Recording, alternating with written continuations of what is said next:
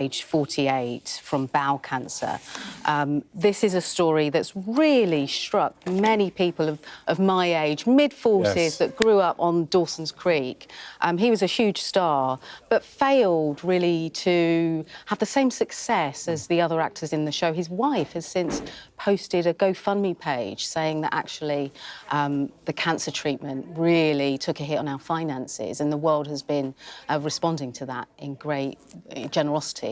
Well, I'm mid-40s and it turned up on one of my WhatsApp groups yesterday. I can't say that I did watch Dawson's Creek, but it's obviously extremely sad, and it touches a nerve for people of my age, because you do start to have friends who've gone through cancer, and our hearts go out to his family, 6 children. Yeah, it's a huge story from that era. Matthew, thanks so much for your company this far. I really appreciate it.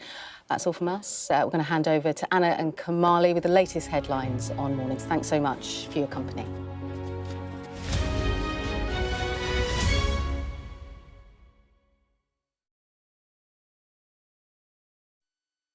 What's the best thing about being a Sky News journalist?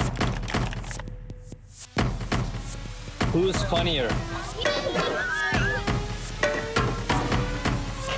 Being a Sky News journalist. A special edition of The World with me, Yalda Hakim. Pakistan had the right to respond. You're like, what? Historic day here today.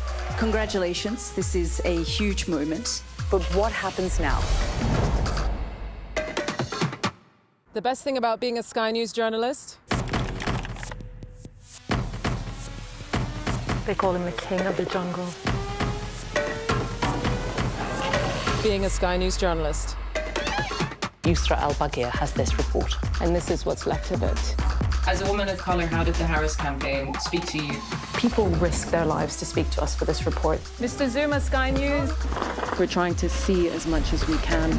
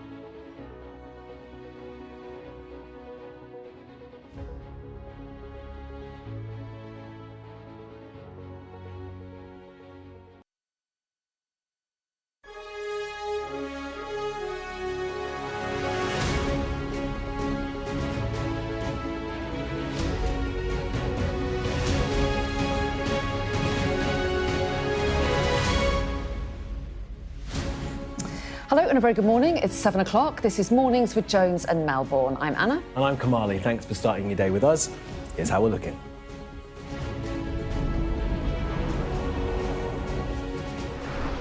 The cameras hidden in Jeffrey Epstein's Florida home that appear to back victims' fears that they were being secretly recorded by the paedophile financier. The FBI released new details about the suspect in the disappearance of Nancy Guthrie and double the reward for information. Nigel Farage tells Sky News that Sir Jim Ratcliffe was correct about immigration to Britain after his comments drew sharp criticism. Well, the health agency is raising the alarm over the dangers posed by dodgy erectile dysfunction pills after millions were seized. And has pressure on the big tech bosses reached a tipping point in Europe as more countries move to ban social media for kids?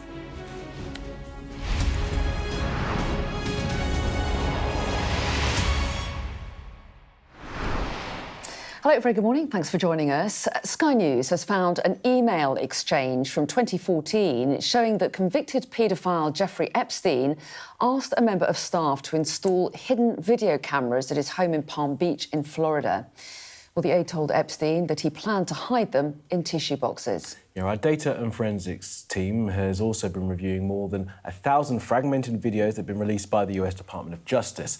Many of them look like they were filmed in Epstein's office. It is worth noting many of Epstein's victims have said they believe they were being secretly filmed by him. Well, let's bring in our data and forensics correspondent, Tom Cheshire, who, along with his team, has been trawling through these documents since they were dropped a couple of weeks ago. Morning to you, Tom. So tell us, what have you guys found? Yeah, I mean, and there's a really good point here. There are 3.5 million files, and it's been, weeks since they were released. We're still finding more. It's really hard to look through because these are fragmented videos. It's not just a video clip. There are lots of little bits going here, but they appear to back this story that we see in police documents that victims of Jeffrey Epstein feared they were being filmed. And crucially, it's about this jigsaw of putting it together. So we'll go through those fragmented videos. But first of all, the email here is really important. So this is from February 2014. Jeffrey Epstein told one of his associates, one of his employees, let's get 3 motion-detected hidden cameras that record. Thanks. And just 5 hours later, he received a reply saying, Jeffrey already purchased the motion sensor camera from the Spy store in Fort Lauderdale yesterday. I charged them last night. I'm figuring out how to work them as we speak. I'm installing them into Kleenex boxes now. He says it's amazing how small they are. Now, we've seen footage of Jeffrey Epstein's office in Palm Beach before, so we've seen that sort of what it looks like. Those are just sort of recordings of the whole scene. But these fragmented videos, they look like surveillance videos, and we can't say they're specifically from the cameras. This is his office in Palm Beach, and this sort of shows the sort of life he led. There's a lot of tech, there's photos on the desk, there's libraries everywhere. Now, we can't confirm exactly when these fragmented videos were recorded, whether they were recorded on those specific spy cameras hidden in the Kleenex. There may have been other cameras as well. But you can see this is the sort of footage we're putting together. It appears to show Jeffrey Epstein there being approached, being surrounded by women. We've blurred their faces to protect their identity. Now, we've reconstructed some of those sequences, but we think there may be more to come. We need to do more work here. I think there's an issue here as well that when these files were released, we were promised transparency. The victims were promised transparency. It's really hard to dig this stuff up. They feared they were being recorded. Here is what appears to be proof of that. It's taken stitching together to go and find this. It's really, really hard to do. So I think those questions around transparency are fine. Yeah, and it's become quite a political issue, that issue of transparency as well, hasn't it? Some Democrats accusing the administration of holding certain information back, and then other arguments about the level to which the documents are redacted as well. Yeah, and there is an issue in that this is hard. There were 6 million files, and the Department of Justice decided they released 3.5 million of them because they weren't relevant, the other ones. They have a duty to protect the victims when it comes to redactions, but they seem to have got the worst of both worlds here in that they're heavily redacted, yet they've still managed to identify victims, they've managed to put out images of them. And Pam Bondi, the Attorney General who's sort of responsible for this, Donald Trump's appointment, she faced politicians yesterday and talked about this. There were Epstein survivors in that room, and she really refused to acknowledge them, and it really became a slanging match. This wasn't about them, what they've gone through, the fight they've had to get these files out. It became a very partisan political issue, and they're still saying, look, we need to see the rest of these files. Yeah. Indeed, right. Tom, appreciate you and Simon, of course, you guys are going to keep going through it, and as other journalists around the world, really a great report, and thank you, Tom. More from you later. Now, staying in the States, and the FBI have released more information as they continue to search for 84-year-old Nancy Guthrie. Yeah, the mother of TV host Savannah Guthrie went missing from her home almost 2 weeks ago now. Martha Kellner has the details. It's clear that these new pictures and videos obtained from Nancy Guthrie's doorbell camera more than a week after she disappeared have been a real breakthrough in this case. It's unlocked a lot of potential new leads. Police have been able to put together a profile of this suspect, and they are now calling this man a suspect based on those chilling images. Yes, you can only see his eyes and mouth because he's wearing a full balaclava, but police say they are fairly confident that this is a man, that he's between 5'9" and 5'10", tall and of average build. They're also fairly confident that the backpack he is wearing, with fairly distinctive reflective stripes on the straps, is an Ozark brand backpack. That is a type of hiking backpack, and it's sold in Walmart, which is the biggest supermarket over here. All of this new information is important because it allows police to really focus their search, and especially because these new pictures and videos have resulted in a flood of new calls and tips to the FBI hotline. 4,000 calls in the 24 hours since that footage was released. So it has offered more hope to this search. This is certainly not a cold case. Now we know that police have also sent off for forensic analysis a glove which was found inside Nancy Guthrie's house. FBI investigators who were searching the side of the road near Nancy Guthrie's house also found a glove. So there are lots of potential new leads flying about. The reward for any information which leads to an arrest and conviction has also been doubled from $50,000 to $100,000. So that is significant indeed. We know that Savannah Guthrie, who is the reason that America and the world is so gripped by this case, she's the famous daughter of Nancy Guthrie, big TV host over here. She has not given up hope because she's been using her public profile consistently to draw attention to her missing mother. She posted a montage today of pictures and videos of her as a very young child with her mother, and she captioned it underneath, "Our lovely mum, we will never give up on you." Yeah, it's so moving, isn't it? And for the family who've had this agonising at least 10 days, when the authorities appeared to have so few leads.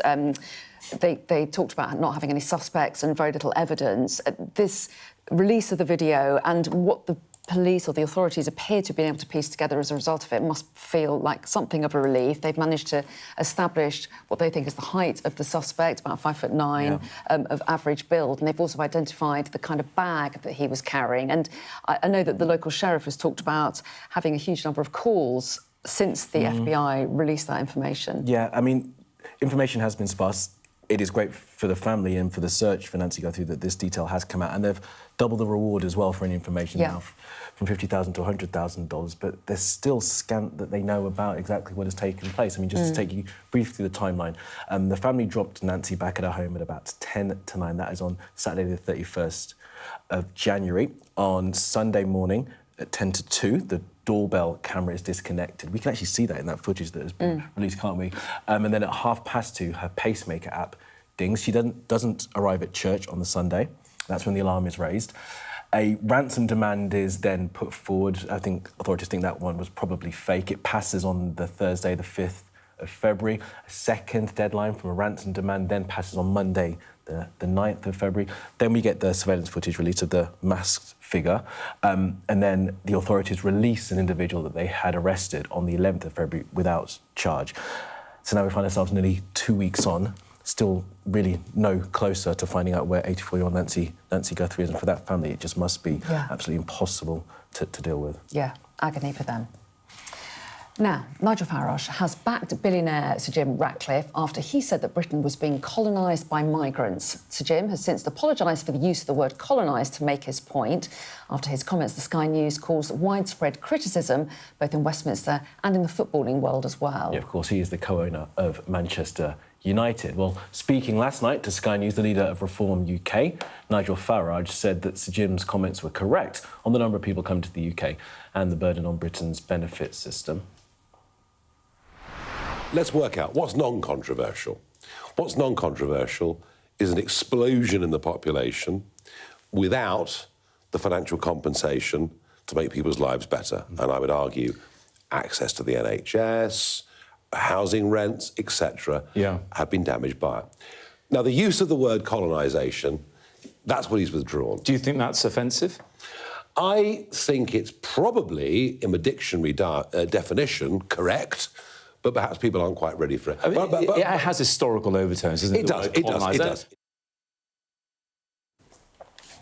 Well, please say our political correspondent Amanda Acas is here with us. So, look, Amanda, a couple of days on from Jim Ratcliffe's comments that were widely criticised, he's retracted the use of the word, but probably hasn't apologised for what has been said. Then Nigel Farage has now weighed in. What do you think of what he had to say? Well, what I thought was really extraordinary about what Nigel Farage was saying is that not just that he agreed with Sir Jim Ratcliffe's broader argument about uncontrolled immigration and the impact that was having on the character of the UK, but also that he was even going further than him, potentially, by saying, oh, he wasn't really apologising, and he didn't need to apologise effectively. So Sir Jim Ratcliffe said, sorry, my choice of language offended some people, which is clearly a bit of a non-apology in a way. But then Nigel Farage said, well, he was only apologising for the use of one word, colonisation, anyway, which he didn't really have a problem with him using, just suggested that some people weren't ready for it. Now, clearly the issue of immigration is bread and butter for Reform UK and for Nigel Farage's followers, so you can understand why he was trying to argue that he believes the issue has been ignored by the government and not enough has been done. But I think the fact that he's effectively pushed back against all the day's condemnation of the use of that word in particular, the fact that so many in politics and football argue that it was a word that was used to demonise immigrants and be divisive, and in itself was echoing the kind of tropes and the language that we hear from the far right, which is something that Nigel Farage is normally quite careful to kind of steer away from. But for Sir Keir Starmer, on the other hand, he was really keen to kind of leap on this issue, really to make his own points and demanding an apology, saying Britain is a tolerant and diverse country. And he chalked up a win, in a sense, in that an apology of a kind did come relatively quickly. So after a very torrid week that the Prime Minister's had, I think Number 10 see this as a bit of a win in a sense, and they have been trying to kind of do this more often, kind of wade into kind of culture issues and really trying to land blows on reform, as it were. For the Tories, they've been a bit more nuanced about it all, and they've said, well, the language is pejorative, but they also agree there's an issue around this broader discussion. And clearly, while the numbers of the immigration figures have gone up a lot recently, even since Brexit, of course, with the Boris wave, actually they are falling a lot as well. So, I mean, the whole thing is just a massive political flashpoint here. Yeah, and Sir Jim actually got his numbers wrong in the quote. Absolutely, yes. He was referring to 2000 rather than 2020 when he said the numbers have gone up by 12 million. Yeah, so. Got them completely right. Amanda, thank you for that. I mean, as Amanda points out there, the Conservatives call it pejorative. The government jumped on the words really quite quickly and said that they were wrong, forcing that apology. I think some of the reaction that we have seen, certainly from Manchester United supporters, has been disgust, dismay, anger that these words have been used, which I guess is why Jim Ratcliffe felt the need to take away that word but keep the sentiment there, and that's where the real interest comes, because as Amanda says, this is a word that not only is described as pejorative, but it connotes a kind of violence, right? Colonise is the same word, kind of word as invasion, this use of this idea of island, of fighting-age males that we've heard from other groups as well, which many people will see as hugely divisive language that, in terms of bringing communities closer together, doesn't do that in the slightest. Well, yeah, and Manchester United have reacted, the FA as well, so we may well get more from them. Well, they're looking to see whether he's brought the game into disrepute by using those words. Exactly. And we'll get their verdict on that in the days ahead, no doubt.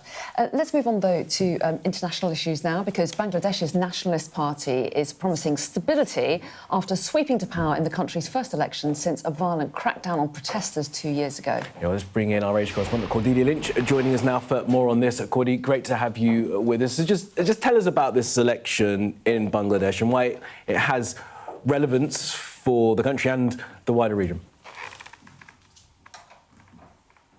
Well, this was a hugely significant election, Kamali, the first since those mass student protests led to the toppling of Sheikh Hasina, who had led the country for decades. And it's a decisive and sweeping victory for the BNP, and it also marks a huge turnaround for the country's new leader, Tariq Rahman. He was in self-imposed exile for 17 years in London. He only recently returned to Bangladesh, and it's a turnaround for his supporters too, many who were thrown in jail under Sheikh Hasina's administration.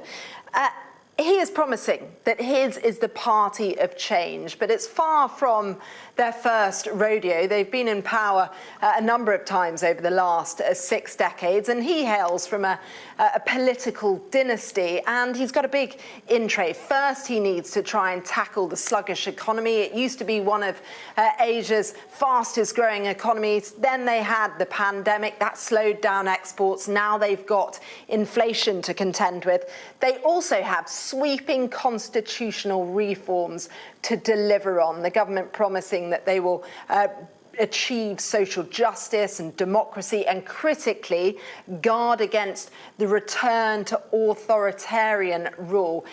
They also have the delicate balance of trying to achieve unity, because you had the Awami League, Sheikh Hasina's party, banned from this election. You also have the surge this time of Jamaat Islami, who wanted Islamic law to rule the country. They had their strongest showing yet this election, so they need to try and appeal to them and also to the student protesters who toppled Sheikh Hasina. They want to see significant change, and they want to see it fast too. And one final thing to look out for is India and the relationship with Bangladesh. Now, those neighbours have gone through a very difficult period in relations, many Bangladeshis blaming Delhi for enabling Sheikh Hasina's authoritarian rule. It is interesting that Narendra Modi, India's leader, was very quick to congratulate the BNP, and that's being seen as somewhat of an olive branch. All right, Cordelia, for now in Bangladesh, thank you very much for that. And the interesting about, as Cordelia was mentioning there, those elections in Bangladesh, they came about because of street protests, these Gen Z protests that we saw, not just in Bangladesh, but in other countries in Asia and around the world, where young people essentially stood up to try and change government systems within their nations. In some places, those protests were put down quite harshly by the authorities. In Bangladesh, it led to a change of government. And now these elections. Yeah, these elections, and the hope will be that because there's been a very clear outcome, that will be seen as being crucial to kind of try to restore some kind of stability there. Yeah, it remains to be seen whether or not it will restore that kind of stability, but of course we'll have that. More on that, and of course plenty more of the day's news coming up in a couple of minutes' time.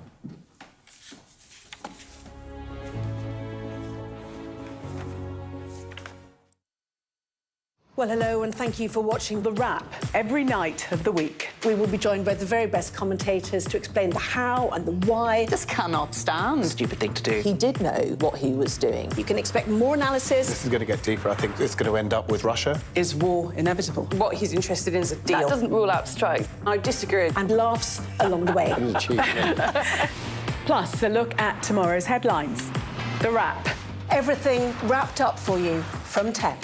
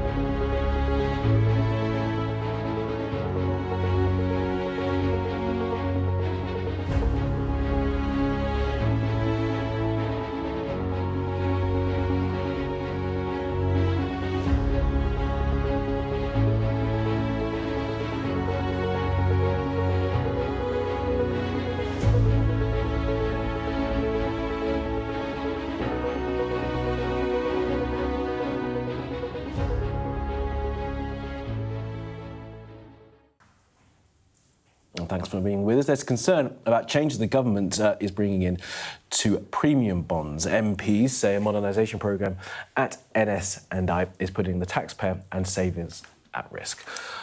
Yeah, should we find out more? We should. Let's do it. Emma has all the details. Hi, Emma. So what's this all about? There's some kind of restructuring going on. Yeah, so NS&I is this state-owned bank. Now, if you put your money in it, you get premium bonds. You don't get interest on your savings, but you get entered into a monthly draw and the chance to win a prize. And in fact, nearly 500,000 people opened a new account last year. So they're clearly very popular, with close to £5 billion won. The problem is it all needed modernising. They needed to cut running costs. So back in 2020, Project Rainbow was launched to do that modernising. Unfortunately, it's been described as a full-spectrum disaster by the chair of Parliament's Spending Watchdog, the Public Accounts Committee, and who've said that the taxpayers have been exposed to unacceptable risk. The PAC is not confident that the bank can deliver the changes, says it's overconfident about what it can achieve, and it's already cost £3 billion and costs are spiralling. They've also spent a lot of money on consultants, £43 million, but little evidence of what has actually been achieved so far. So Sir Geoffrey Clifton-Brown, the chair of the committee, not holding back when he said it is deeply worrying to see a project in such an important organisation so off track that neither this committee or at times the Treasury itself could gain an accurate sounding on costs and progress. Until NS&I lays out a realistic plan for its transformation, our committee is concerned that the taxpayer is at serious risk of throwing good money after bad in bringing this programme to land. So they say they can see no meaningful benefits yet. Last month, the government confirmed £109 million in extra funding to support this programme, pending parliamentary approval, but pressure certainly on the bank's leadership to sort this out. Yeah, that's pretty harsh criticism, isn't it? Right, Emma, thank you for that.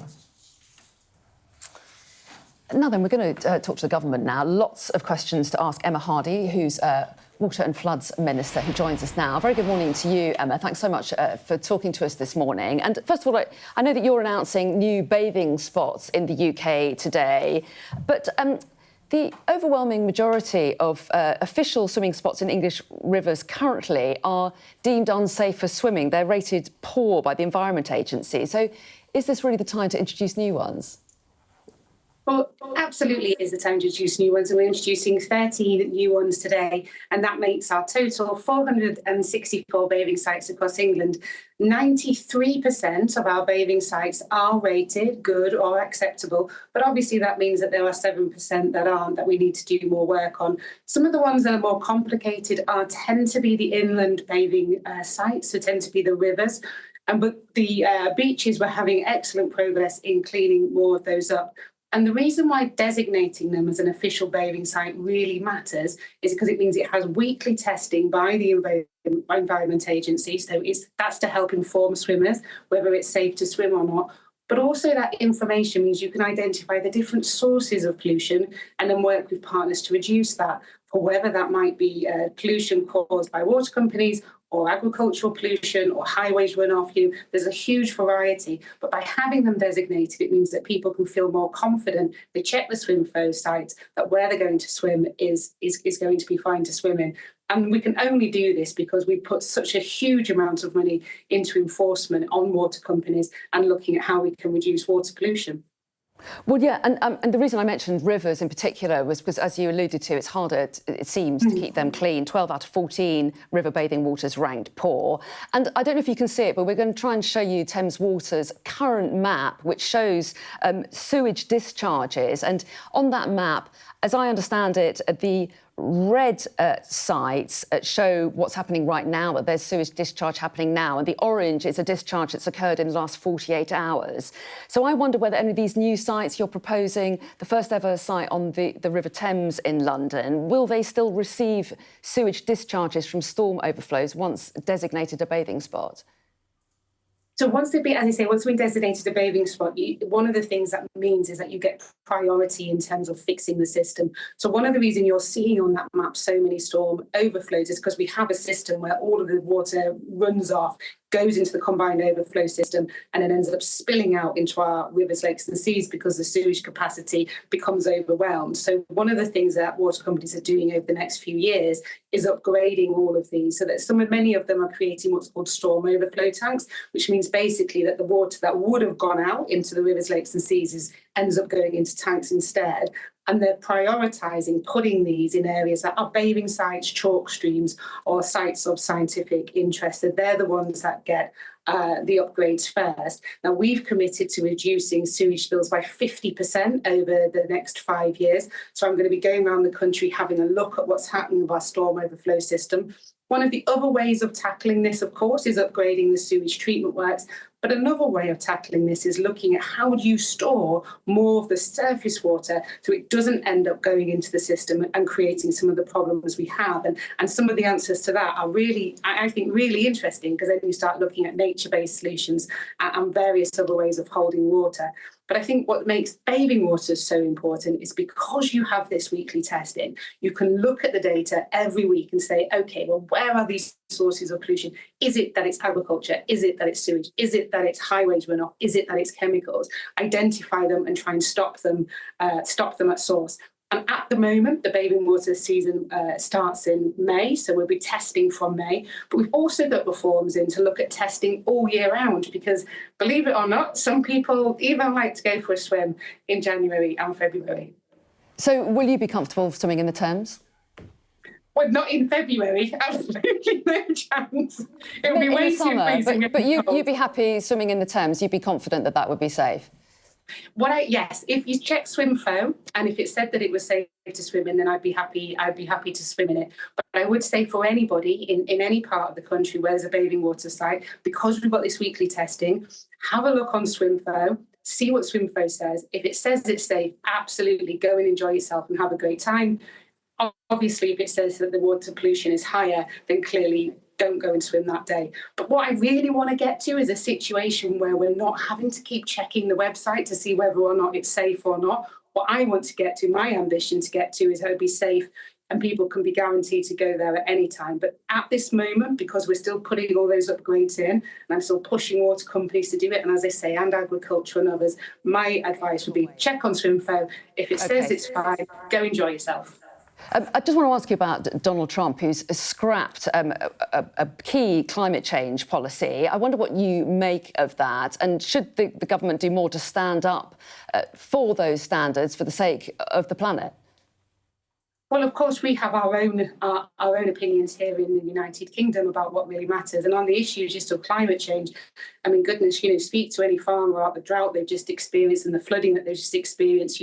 For anybody out there who thinks that climate change isn't real, and we are going to see more and more of this. But I think what decisions we make as the British government are to stand up for our values and what we believe in. And I think that's what we remain true to.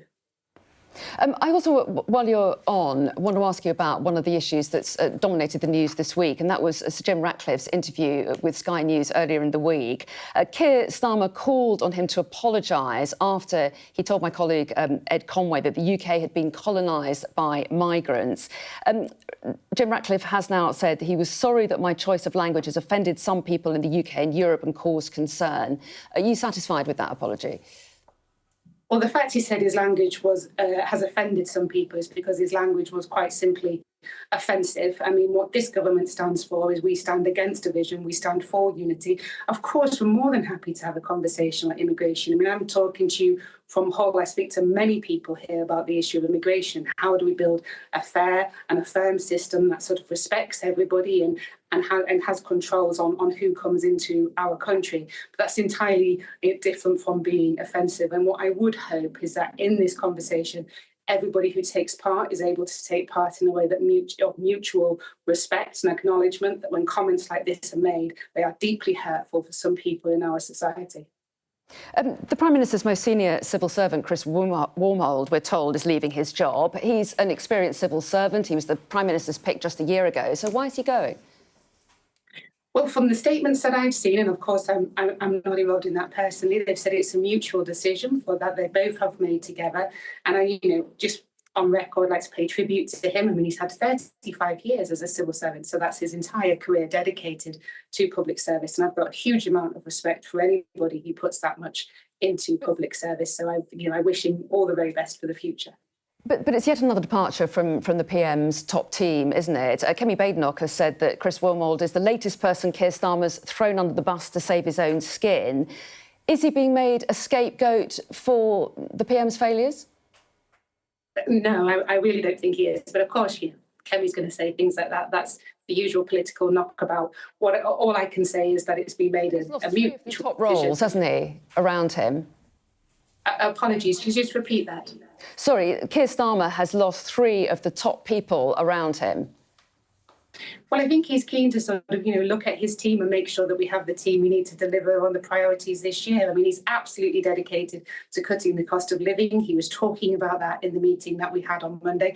I know for definite that's what people talk to me about here in Hull. They constantly talk to me about problems around the cost of living. So I think it's right that he has a team that is able to drive that forward. But I do want to say I have nothing but respect for Sir Chris or the rest of the people that have served within the government. And, I hold them in the highest regard. But like in any situation, if people make a mutual decision that it's time to move on and try something else, then I respect that. Well, Emma Hardley, we appreciate your time this morning. Thanks very much indeed for joining us. Thank you. Thank you. Well, Anna, try as the Minister might to say that it doesn't look like a government in crisis when 3 of their top officials have to leave in short order. I don't know whether or not viewers will accept that point. Emma Hardley tried to make it and made as much as she could. Yes, indeed. And reports this morning about a certain payoff as well, which may cause a few conversations as well today. We'll have more on that a little bit later on. We definitely will. Now, the medicines regulator has urged men to avoid buying unauthorised erectile dysfunction pills after reporting almost 20 million illegal tablets have been seized in just the past 5 years. Well, Andy Morling is with us from the Medicines and Healthcare Products Regulatory Authority. That's a mouthful. And joins us now. Andy, morning to you, and thank you very much for being with us. It's concerning that people are buying these pills online, are they? They're just not safe. It is, and it's indicative of a wider challenge I think we face at the moment, in that the erectile dysfunction medicines that we're talking about today are part of a wider picture of people buying medicines that are unauthorised for use in the UK, often counterfeit, and almost always harmful, from illegally trading websites, from social media outlets, from online messaging apps, all the sort of technology tools that we use to communicate and buy other things. People are now buying medicines illegally online. Well, yeah, and I guess people think it's convenient, they don't have to go via a doctor. But in this particular case, when you're talking about drugs for erectile dysfunction, is there an extra element here that people are perhaps embarrassed to go to the doctor and talk about an issue like this, and they think I can order the pills I need in the privacy of my own home and not have to open up about it? I think that's part of it. I think the things that drive people to the illegal black market is a mosaic of different drivers, and undoubtedly one of those is the sort of embarrassment factor or the stigma attached to it. But there's also other issues. We buy more things online, and perhaps some people see a conflation now between normal consumer goods and things like medicines. And medicines are never going to be normal consumer goods. They have the power to heal us and the power to harm us in many situations. So we must have a reset, if you like, of how we perceive medicines, and that plays into this particular challenge we face now. But yes, erectile dysfunction medicines aren't suitable for everybody. They do need to come with the result of either a medical consultation or a consultation with a pharmacist. None of that's available when you buy these things online. Well, just that point about buying things online, is that because you can buy more medicines online, you can do online doctor consultations or online pharmacy consultations, and you can get medicines from a number of reputable outlets online. So that's right. Is there a lack of education as to the reputable ones versus the dodgy ones? There's online and there's online, and, this government is determined to stamp out the illegal trade in medicines, and it's my job as a civil servant to deliver on that. And what we're trying to do now is to educate the public as part of our efforts to tackle this offending. Yes, we do the hard edge stuff. Yes, we arrest people and we take down websites and we seize products, as you've seen from our latest seizures. But the answer is about a rounded approach. It's about educating the public not to buy these medicines illegally online. Well, you're getting that message across today, of course. But how difficult is this to police when presumably some of these websites are based in jurisdictions outside this country?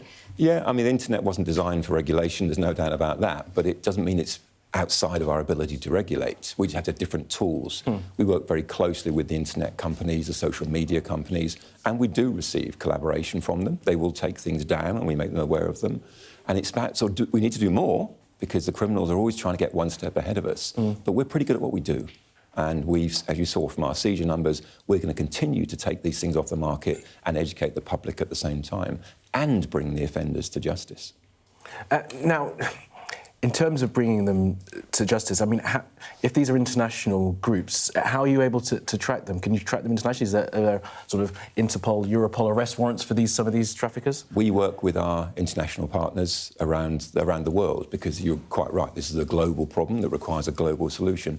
So yes, we do collaborate with our international partners. What we try to do, of course, and what we're very successful at doing, is tackling the UK element of this. Right. Because there's organised criminals operating around the world that have UK bases and have committing offences in the UK, and we will prosecute those individuals. Real quick final thing, just how can people who are buying those products know the legitimate ones from the illegitimate ones? They have to ask themselves where they got it from. Right. OK. So they've got if they've got it with a consultation, if they've got a prescription, it's good. If they haven't, it's bad. It's as simple as that. Really useful stuff. Andy Morley, thanks so much for coming in. We do appreciate it. Pleasure. Thank you. Appreciate being with us. Thank you for that. Now, the new head of the Catholic Church in England and Wales, Richard Moth, will be appointed as Archbishop of Westminster at Mass tomorrow. And I'm very pleased to say His Grace joins us now this morning. Thank you. Grace, thank you very much for being with us. You're welcome. It's good to be with you. Good morning to you. Thank you very much. We should talk about tomorrow first, but I would like to talk to you about some of the wider issues facing us all. Talk us through what is going to happen tomorrow in that process. Well, essentially, the ceremony tomorrow is quite simple, really. So I'm welcomed into the cathedral at the beginning of the celebration of Mass, taken to the cathedra, the throne of the bishop in the cathedral, and placed in it. And then Cardinal Vincent, who's now retired, he will give me the crozier, the pastoral staff, and there you are. That's it. You are. And then from there on, it's the celebration of Mass. Now, that sounds very simple, but of course there'll be splendid music, and I'll be greeted by people representing different parts of the diocese. And then at the end of Mass, walk right around the cathedral, giving everybody a blessing. So it'll be a very wonderful, and I'm really looking forward to it. It'll be a delightful, splendid liturgy. Are you a bit nervous? I'm not really, actually. You know, because? The celebration of the liturgy is one's world. You know, right. It's what one does. And in the past, I've been involved with organising these kinds of liturgies, so I'm not particularly concerned about it. I'm rather looking forward to it. It'll be a wonderful event. It's quite a day. It is. And now, as head of the Catholic Church in England and Wales, of course, there will be elements within society that will come to you. People will ask you questions. I want to ask you a few questions, if you don't mind, Your Grace, about some things that we've heard this week. I want to start, first of all, with what we heard from the co-owner of Manchester United, Sir Jim Ratcliffe, talking about colonisation of people that have come here. I know that you've spoken about migrants and how they should be welcome. What did you make, first of all, of what you heard from Sir Jim Ratcliffe earlier in the week? Well, as I've said in other places, I was deeply saddened by it. Really saddened. I don't agree at all. I mean, obviously, a country, and it's the task of a government, first task of a government is to secure its borders, to make sure people live safely. But the other side of that is that every person has a dignity as a human being. Doesn't matter what their story is, there is an innate dignity there. And for many of these people who are making these dreadful journeys to be here, there's a very difficult backstory. And, you know, my real hope is, and I realise this is very difficult to do, but my real hope is that we'll be in a position where we'll be able to listen to these people and to do what is right for them as people who have a dignity. And anything that takes away from that, I'm deeply saddened by it. I also want to ask you about something that's been discussed politically, and that is the use of religious imagery and the use of Christian symbolism at far-right rallies as well. What do you make of that? Well, I just wish it didn't happen, because the cross, which of course is, you know, we can ask ourselves a question: why is the cross so evident in our flags? It's our Christian foundations, and that symbol is a universal one.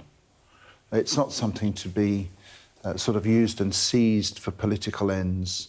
It's there as a symbol of Christ's presence and all that Christ did for us.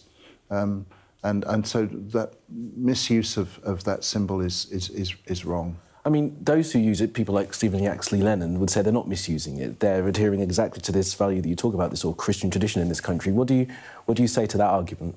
Well, I can see that they can say that, and I can kind of understand why. But at the receiving end of that, with all that goes on around it, it's not received that way. How do you think it's received then, broadly?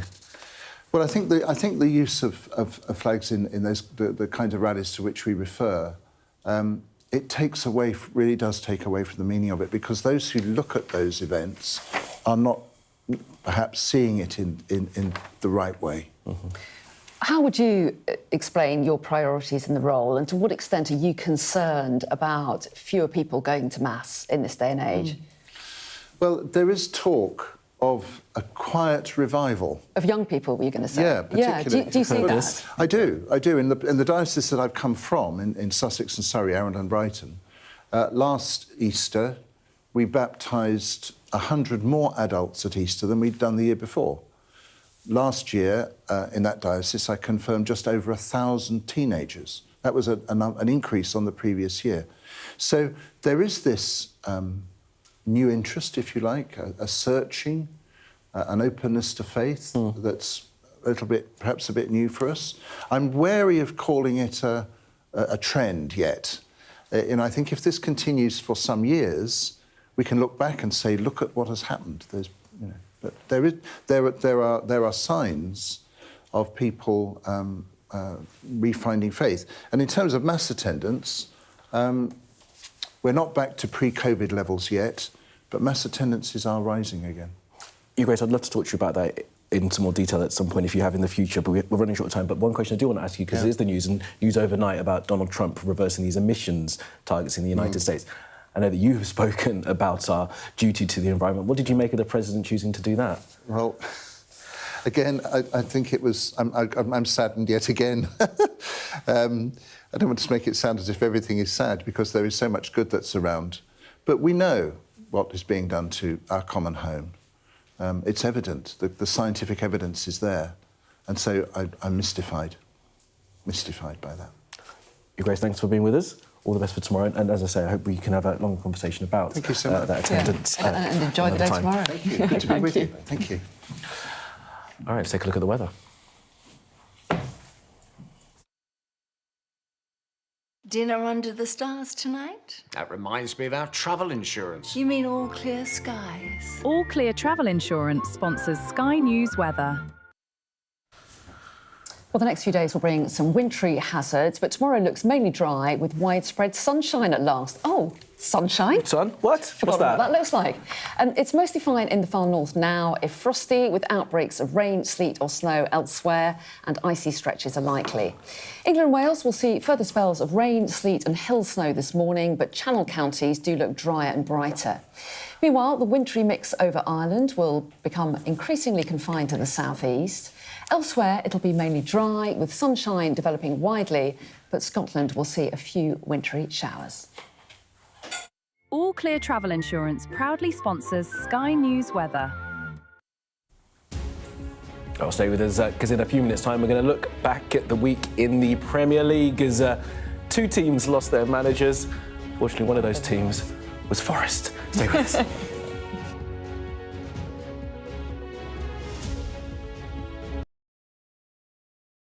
The best thing about being a Sky News journalist... My darling. Beth Rigby, Sky News. ...is being a Sky News journalist. You said to people, I'm not coming back for more, but you have come back for more. Well, let's kick off and make a statement. What can our Prime Minister say to you to not impose tariffs? He's coming out! What more do you need? Big stories don't always come from big cities. I'm Lisa Dowd and I'm Sky's Midlands correspondent. You are not getting in this elevator, okay? The judge made it very clear that she could see no justifiable reason why Sakulas wasn't here facing British justice. I promised I would get him justice. Free, wherever you get your news. This is what they're up against. The wind is the really big problem. It is back-breaking work and the smoke is thick. It's been working well. Water levels are dropping, but no one knows what impact further rain will have. What would you do if this place wasn't open? This is the exact spot in Nottingham where their 19-year-old son, Barnaby Webber, lost his life. I just think it's so cruel and so harsh. It's really scary. We're terrified. In this community, I'm told that everybody knows someone affected by COVID. Hopefully this will be the last wave. Sky News gets the full story first. Change seems tantalisingly close in this corner of the UK. Wales was the first to introduce the plastic bag charge. It's legal to let go. Set the speed and take the hands off. It's almost driverless, but not quite. Hans is a highly trained police dog. The force is incredible. It's really frightening, actually. This is my patch, my specialism. It's also my home. What's the best thing about being a Sky News presenter?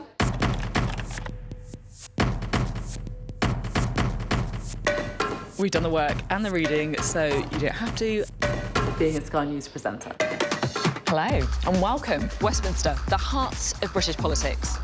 I'm so sorry about what happened to you. So what on earth is going on? It's not true. Can I tell you what I think? It's really unusual. Mornings with Rich and Frost. Let's crack on. Let's get started. Now, momentum is growing in Europe to ban social media for young people, with several countries pushing to restrict access for those under 15. Yeah, but the pressure from tech giants and Washington could hold up the process, while advocates are being threatened with visa bans. Yeah, our science and technology editor, Tom Clark, has been taking a look. As parents, we worry a lot about the explicit harms of social media. And maybe we've been lucky as a family, but I haven't seen strong evidence of that, so far at least. But what I am concerned about, and I hear this from other parents as well, is just how long my kids are spending staring at their screens. We've just about had enough of arguing with them about it, especially knowing we're almost as addicted to our screens as they are. And now it seems everybody else is coming to the same conclusion. France and Spain are promising laws to ban kids from social media as early as this year. Austria, the Czech Republic, Denmark, Finland, Greece, Italy and Slovenia have proposed similar legislation. Portugal is considering parental consent for child social media access. Last month, Westminster said it would consult on the issue. And as a bloc, the EU has said it supports a Europe-wide ban. So have we reached a tipping point where social media companies will be forced to amend their products? We knew cigarettes were harmful and addictive and killed people for decades before we actually got legislation that made a difference.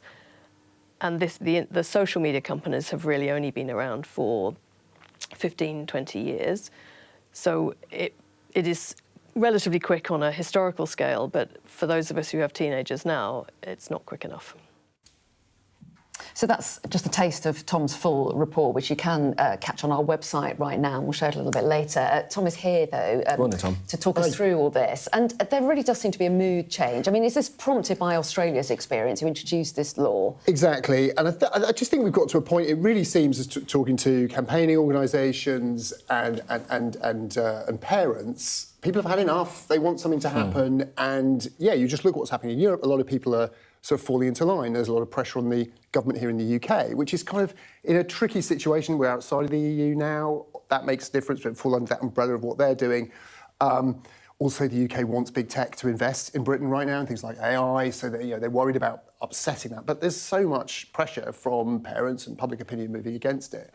So they're having to look into a ban. Now, here in the UK, we're doing a consultation. I mean, my view on this, and I've been talking to quite a few people, a ban's not the ideal thing, in a way, because as we all know, there are very easy ways to get around it. I don't know if you've got comment. My kids are very good at getting around the various parental controls on their devices. We'd try to, I'm sure. We've already seen in Australia children using things like VPNs to get around the ban. So it won't be perfect. There's also concern amongst parents groups, especially those who've been harmed online, that it could push harmful content into other areas of the internet which aren't banned. The other thing is social media has great potential for good. Do you know what I mean? My kids certainly using Snapchat and things, it dominates their social life. There are positives to that, but the amount of time they're spending on there is great. So I think what the ideal scenario really is pressure on those companies to make these apps more kid-friendly. Yeah. And there is loads of ways they can do that. And is there a sense from some of the companies, at least, that they are willing to at least listen to that argument and perhaps make the internet that we all kind of wanted? That's the thing, they say they're listening, you know, when they're put under pressure from lawmakers. We've seen this in the US, we've seen this in the UK and elsewhere. They say, well, you know, we're doing everything we can. You know, these products are safe and we're across the content. But they really feel that's not what we're seeing. More has to be done. Hopefully, perhaps just the pressure, the threat of these bans, and don't forget big court cases in America as well, putting them under pressure. They may have to move before bans come into place. That's my hope and expectation. Yeah, I'm so interested to see what the government does on this. Tom, really interesting. Thanks for that, so Tom. much. And watch his film on our website when you get the chance. Now, been a busy week in the Premier League with the sackings of 2 managers and the table getting in really tight as we move towards the end of the season. Exciting stuff. It is indeed. We're joined now by Musa Okwonga, co-host of the Stadio Football podcast. Musa, it's always great to speak with you. Thank you so much for making the time. We haven't got loads of time, but we're going to have to talk about Forest first and the sacking of Sean Dyche. I mean, what did you make of that decision to sack Sean Dyche? Just a difficult time for Forest. I think it was the right decision because there's a lack of chemistry between him and the squad. The results weren't just coming, but the problem is the underlying numbers are so difficult for Forest because of the chaos at that club at the moment. And they've got to make a really good appointment really quickly, otherwise this could slide into really frightening territory for them. Yeah, I think Vitor Pereira is the one mentioned to perhaps come in, ex-Wolves boss. I thought about Thomas Frank and that sacking as well at Spurs, another decision. I mean, I think it costs 120 million to clubs if they get relegated, so it's big business and they need to stay in the Premier League. These numbers are unbelievable. I mean, Thomas Frank, again, the same problem, just a bad fit from the very beginning, which is a real shame. The frightening thing, I think, for Spurs and Forest is that these people were appointments that were seen as sure bets. Sean Dyche, Thomas Frank, great reputations, Premier League pedigree, all things you're meant to have as a coach. And now the question is, if the levers you traditionally pulled aren't working anymore, what levers do you pull now? But they've got to be bold again. I don't know where they go from here. There's talk of De Zerbi, could be a good short-term fix. But again, they could be here again in 18 months if they don't get this the underlying issues right. Yeah, it is a problem for them. Look, I want to move you away from on the touchline to the boardroom and the Jim Ratcliffe comments overnight. You're a United fan. What's been the reaction from people you've spoken to within the fans groups as well to what he said, and I guess also to his sort of non-apology apology? I think people are shocked because this is a knight of the realm who's 73 years old, but the overarching theme has been these are like really immature and embarrassing comments, and it feels as if he owns 30% of a club that he doesn't really understand. Like, this club's greatest moments have been provided by immigrants on and off the field. Like, greatest goal scorers, greatest players, talismanic players are they're immigrants. The dangerous thing in the real world, like beyond football, you know, the Royal College of Nursing said that last year, I think 55% rise in racist incidents against nursing staff, right? And they directly linked it to anti-migrant rhetoric, which this represents. Then you've got cab drivers, like the GMB union said that I think over half of cab drivers of its staff were affected by the anti-migrant riots, and they're frightened that's going to happen again. And language like this directly fans those flames. And it's just, he talked about his comments being offensive. It's not that. Look, people hear much worse than that. It's that they're dangerous. And I've got to say, he's kind of using Manchester United, one of these great institutions, like a social media account to like post hate. Like, what are we doing here? And look, the thing is, the frustrating thing for me as a United fan is we've just had a great run of results. And we should be talking about that, right? You know, 4 wins and a draw, that's fantastic. But all the conversation is about this. At a time when we need unity, we've got this nonsense. And what's going on? What's going on? Appreciate your thoughts as always, Musa. We're going to leave it there because we've run out of time. But thank you so much for being with us. We'll speak again real soon. Yeah, and all the top stories are coming your way in a moment.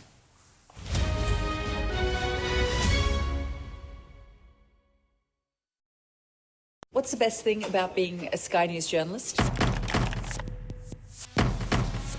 Who's funnier? Being a Sky News journalist. a special edition of The World with me, Yalda Hakim.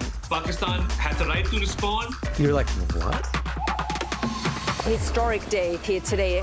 Congratulations, this is a huge moment. But what happens now?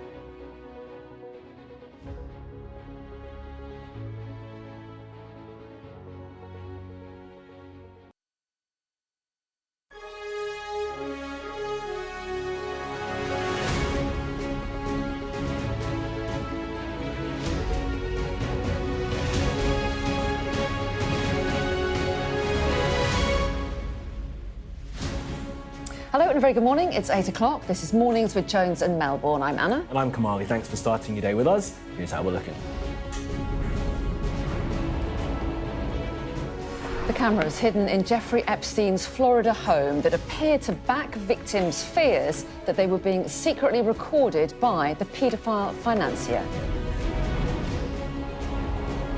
The FBI released new details about a suspect in the disappearance of 84-year-old Nancy Guthrie and double the reward for information related to finding her. Nigel Farage tells Sky News that Sir Jim Ratcliffe was correct about immigration to Britain after his comments drew sharp criticism.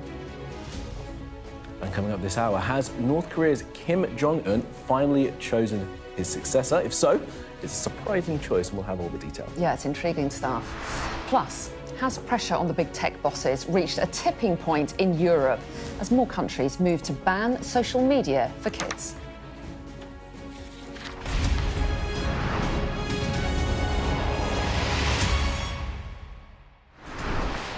Hello, good morning and thank you for being with us. Sky News has found an email exchange from 2014 showing convicted paedophile Jeffrey Epstein asked a member of his staff to install hidden cameras at his home in Florida. The aide told Epstein that he planned to hide the cameras in tissue boxes. Well, our data and forensics team has been reviewing more than 1,000 fragmented videos released by the Department of Justice, and many of them look like they were filmed in Epstein's office. And it's worth noting that many of Epstein's victims have said that they believe that they were secretly filmed by him. So let's find out what our data and forensics team have found. Their correspondent Tom Cheshire is here with us. Hi there, Tom. Morning, Tom. So I know that you've spent weeks going through all these files, so tell us a little bit more about this latest discovery. Yeah, and it speaks to the difficulty of these files. 3.5 million documents, and we're still finding new things, especially in this case, because these videos are really fragmented. It's not just a big clip that's played. You have to dig it out and stitch it together in a sequence. So I think questions around transparency we can talk around. But just to go into this is in Jeffrey Epstein's Palm Beach house in Florida, in his study. We know what that looks like from other footage, which you can see right now. That's his library there. There's a lot of tech in there. There's framed photos. This is where he did a lot of work, from where he based himself for a lot of time. What we found in these emails is from the 5th of February 2014, Jeffrey Epstein instructed a member of staff saying, let's get 3 motion detected hidden cameras that record. Just 5 hours later, he got a reply from that member of staff saying, Jeffrey, I already purchased the motion sensor camera from the Spy store in Fort Lauderdale yesterday. I charged them last night, figuring out how to work them as we speak. I'm installing them into Kleenex boxes now. It's amazing how small they are, he also says. We don't know whether this footage that we've stitched together is from those specific cameras or other cameras. It does appear to be filmed from that room. And this surveillance video, it shows a man who looks like Jeffrey Epstein, appears to be Epstein, speaking to women in the room. Another shows a woman kneeling next to him.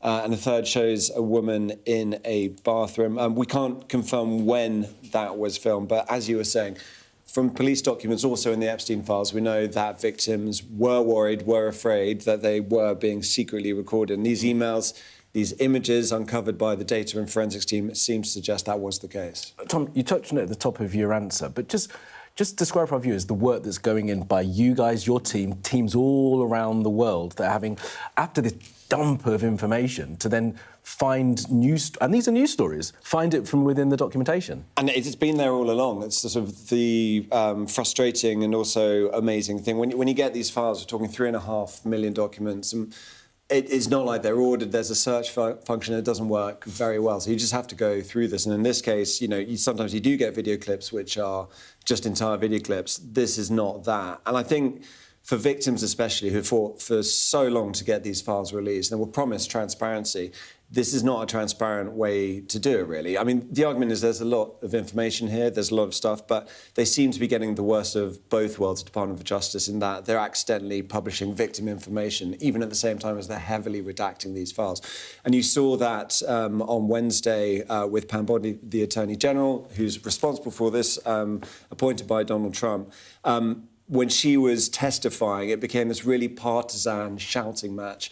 And at the heart of that, the Epstein survivors who went, they criticised that after, saying it hadn't been transparent. The other bit about this as well is that the Department of Justice, when they said they were looking through all this, they said they looked through 6 million files and had released 3.5 million. They said the other 2.5 million weren't relevant. A lot of people think those files should be released too.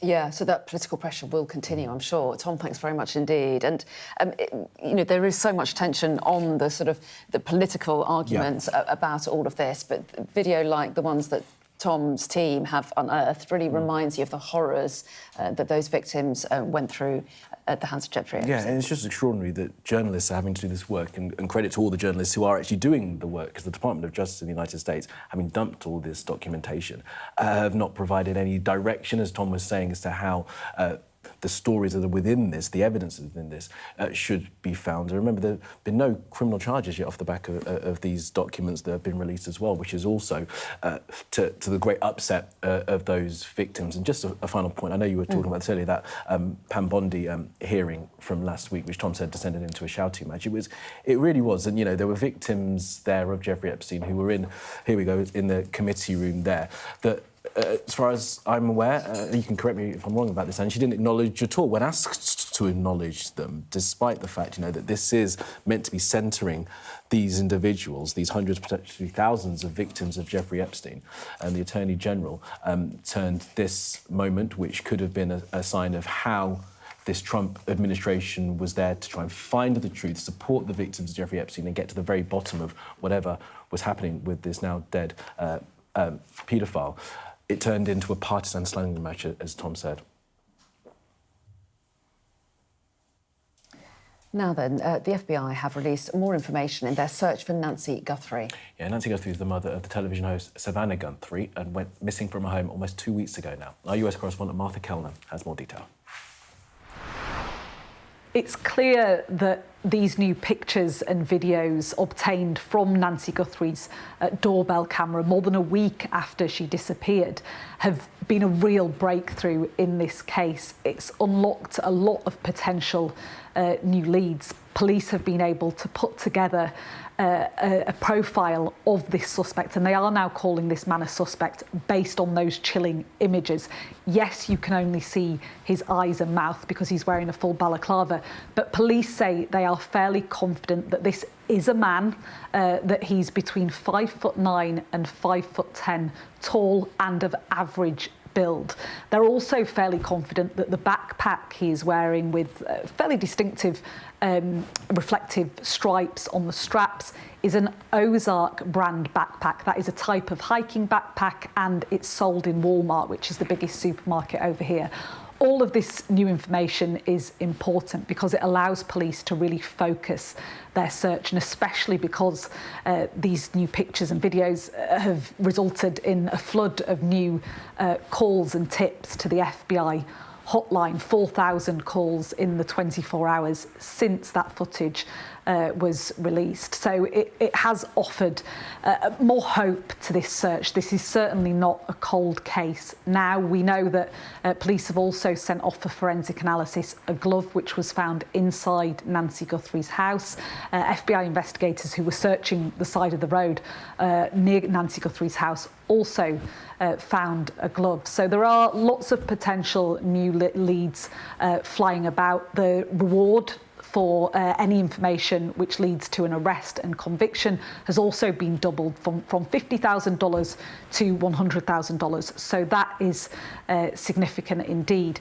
We know that Savannah Guthrie, who is the reason that America and the world is so gripped by this case, she's the famous daughter of Nancy Guthrie, big TV host over here.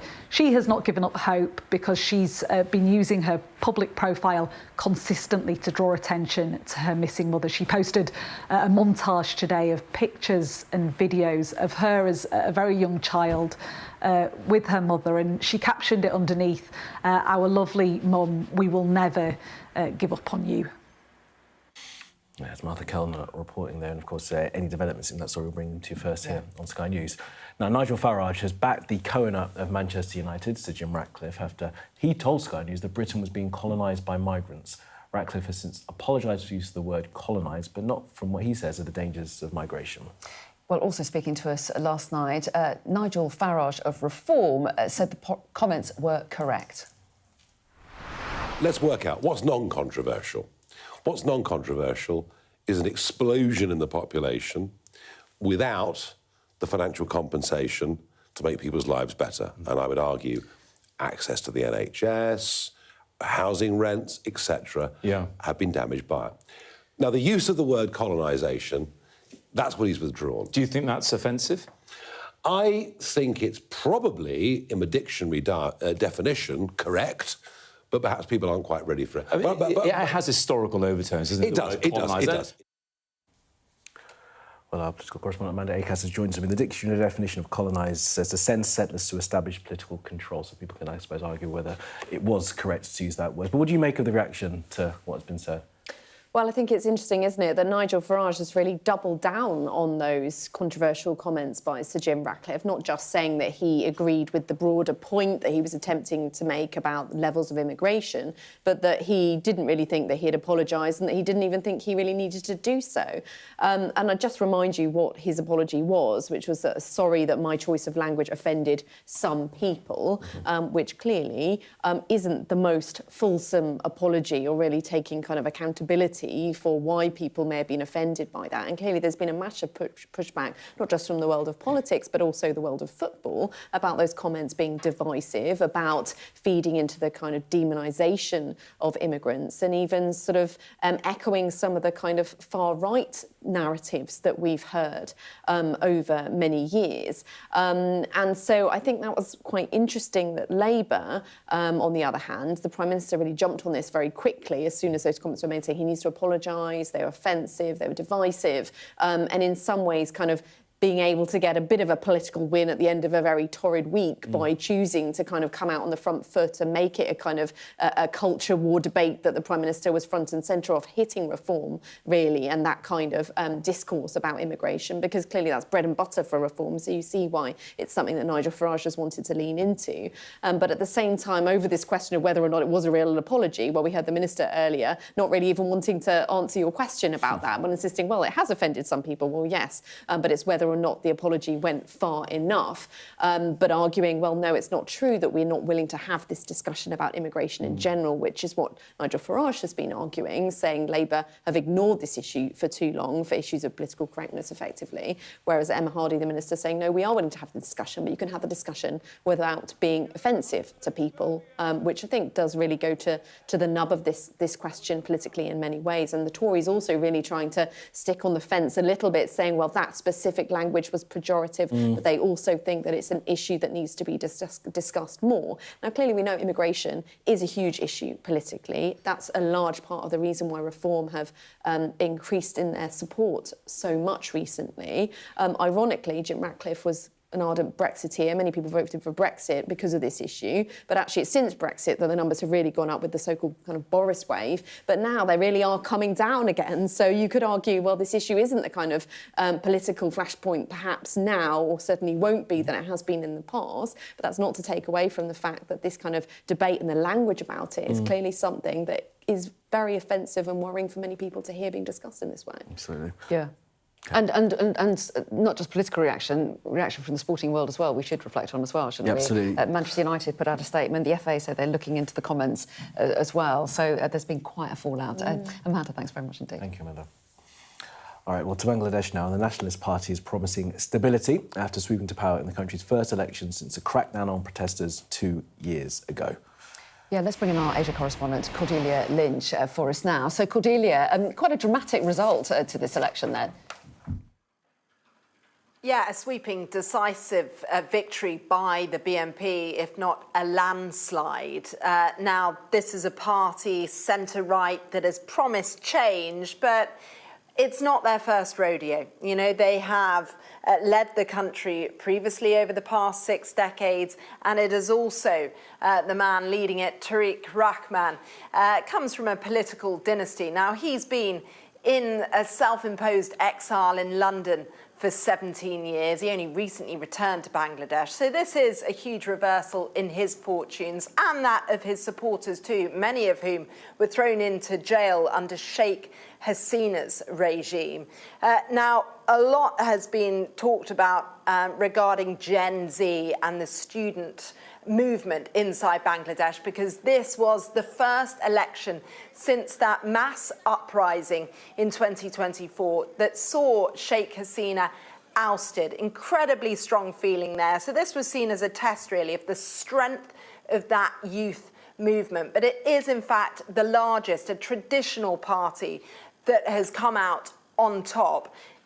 The leader has a lot in his in-tray to tackle. First, a very sluggish economy. They've got inflation, they've got high unemployment, and they also need to try and unify the various factions to try and appeal, if not appease, to those young voters that want to see dramatic change. They've got sweeping constitutional reforms to try and bring in and to restore democracy within the country. We also saw in this election interesting results from Jamaat Islami, a religious conservative party, which many of the young protesters joined in a coalition. They performed better than they ever have done before. So they'll provide some robust opposition to the BNP as it tries to navigate this new world away from those decades of authoritarian rule under Sheikh Hasina.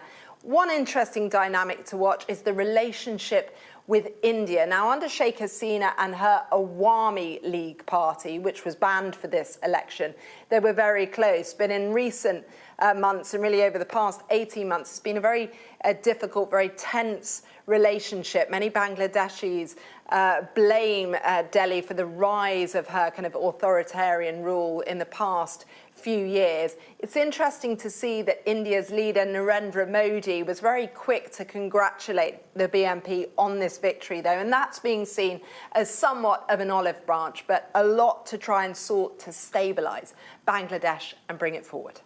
Yeah, so interesting. Cordelia, thanks very much indeed. And yeah, I mean, the hope is that because it was such a resounding victory, that will restore some kind of stability to this huge country. 175 million people. It's hard to get your head around. Absolutely.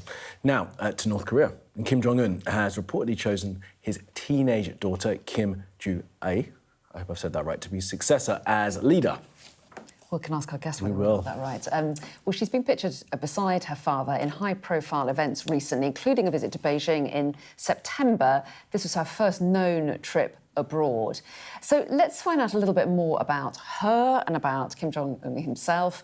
Dr. Edward Howell is a lecturer in international relations at the University of Oxford and a Chatham House Career Foundation Fellow on the Asia-Pacific, and he joins us now. So thanks so much for talking to us this morning. So South Korea's spy agency is saying that has told lawmakers that it believes that Kim Jong-un's daughter is being lined up to be his successor. Do you think there's credibility in that? Does that come as a surprise to you? Thank you. And the young Kim Joo-ae has certainly been seen increasingly visibly over the past year, particularly with her father at missile launches, at banquets with the military, and, as you mentioned, at the Victory Day celebrations in Beijing, which was the first visit of Kim Jong-un to a multilateral summit. So the statement by the South Korean intelligence agency is arguably expected. I think, though, we need to be nuanced. We need to remember the fact that Kim Jong-un himself was only anointed as leader 15 months before his father died, Kim Jong-il.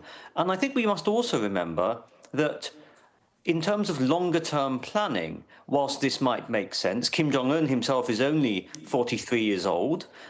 If Kim Jong-un were to drop dead tomorrow, then actually power would most likely transfer to his sister, Kim Yo-jong, who has risen very quickly up the ranks of the North Korean elite. Well, that's interesting, isn't it, Doctor? Because it could potentially, as you say, be female successors to the Kim line at this point, if what you think is correct. I think we've got footage, actually, the first time that Joo-ae was seen with her father to a ballistic missile site during, I think it was for a birthday celebration. I mean, isn't the truth about all of this, because it is the Hermit Kingdom, it's just... There's the photograph there of getting to look at a ballistic missile as a birthday present, that we just won't know what the decision is going to be within North Korea. Yes, it is clear that we will only know the actual decision made by the Kim Jong-un regime once we hear from the North Korean regime, and we do not know when that is. I think on the point, however, of female leaders, it's important to bear in mind that, yes, even if the young Joo-ae is very likely to be the successor, or if power transfers to Kim Yo-jong in the event of Kim Jong-un's death, two women, crucial for the North Korean regime's survival of this dynasty is what's called the Baekdu bloodline, ensuring that the leader is a Kim. Therefore, whatever pairs of chromosomes you might have, that really does not play a big role compared to being a Kim. Central is that you are a Kim, a member of this sacrosanct bloodline and dynasty. That's so interesting. And as I understand it, and correct me if I'm wrong, North Korea has a big conference later on this month where we'll find out some of the priorities of Kim Jong-un. How important is that? And to what extent is North Korea changing its approach towards international relations?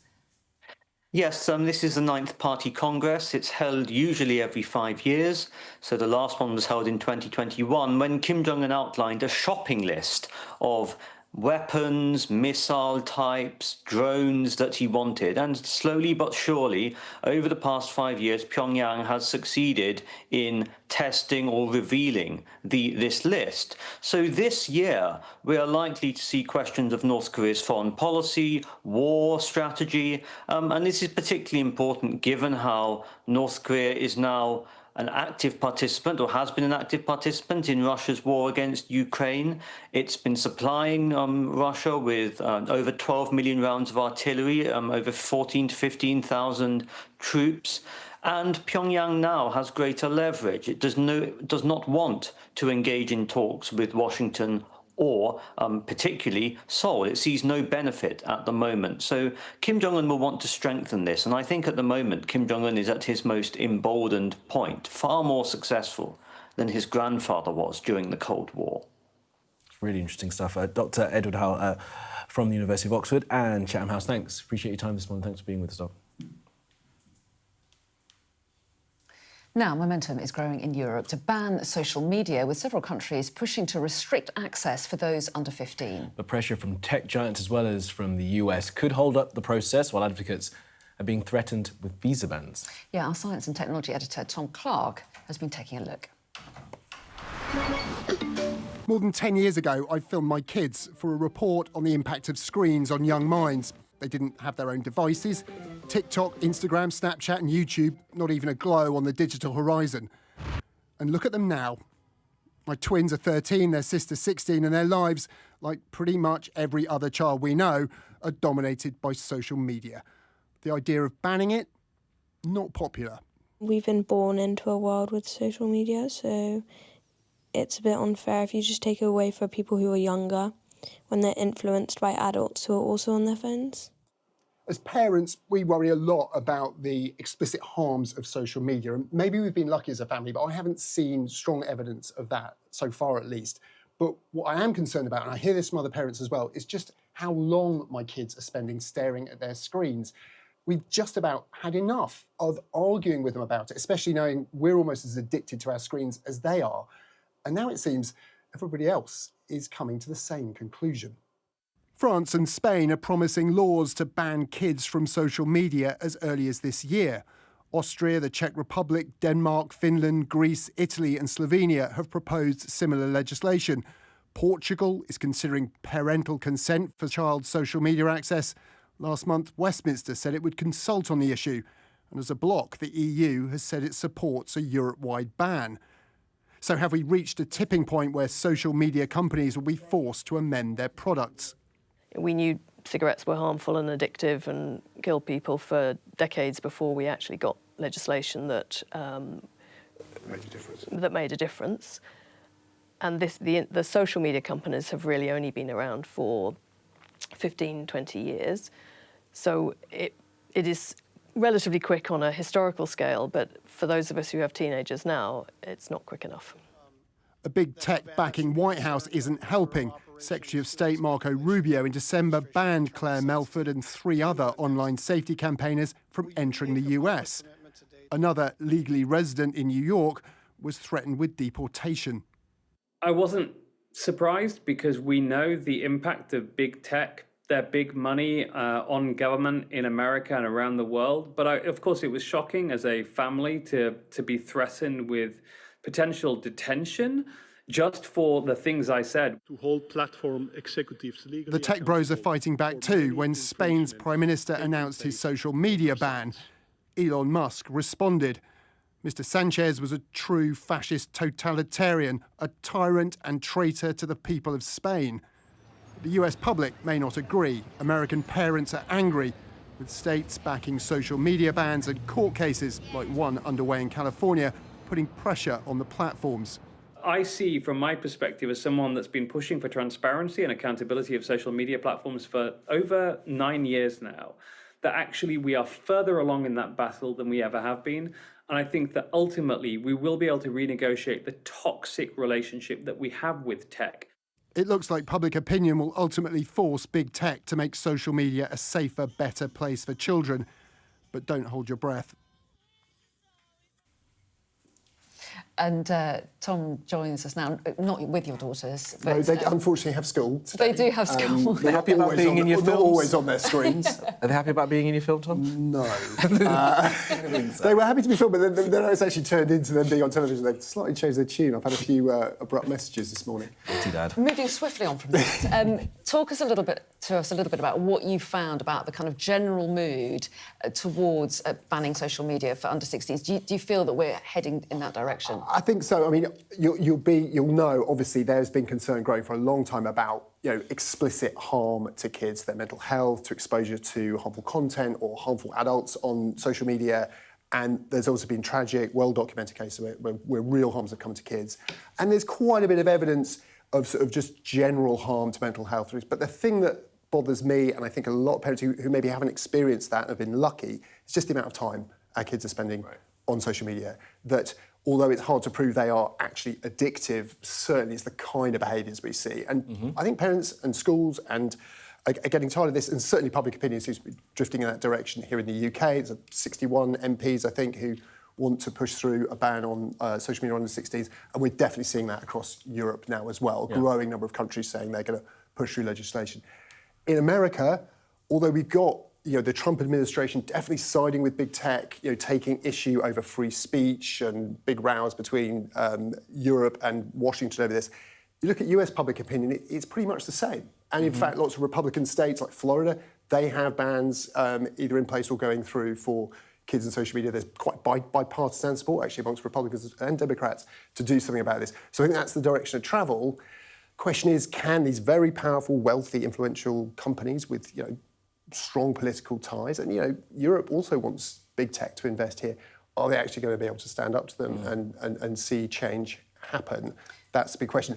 Or do we just have to ban it? And is change effective anyway? We've seen Australia's experience, and in fact, we talked to the architect behind the legislation there, Michael Whitley, who was fascinating about this, and saying that it's not perfect, people might get round to it, but in a way, it kind of starts the conversation, allows parents to say it's the law, it kind of changes the psychology around it. And I think there'll be this debate about, well, do bans work? I mean, I think we're going to have to wait for quite a while to see something in Australia. I think one quick measure would be, are children actually spending less time? Are they finding ways around it, using various methods? And Tom, there's a bit of nuance about the ban as well, isn't there? Because I was speaking to some sociologists who are working on sort of the harms of social media and the difficulty there. As you mentioned, your kids are on it.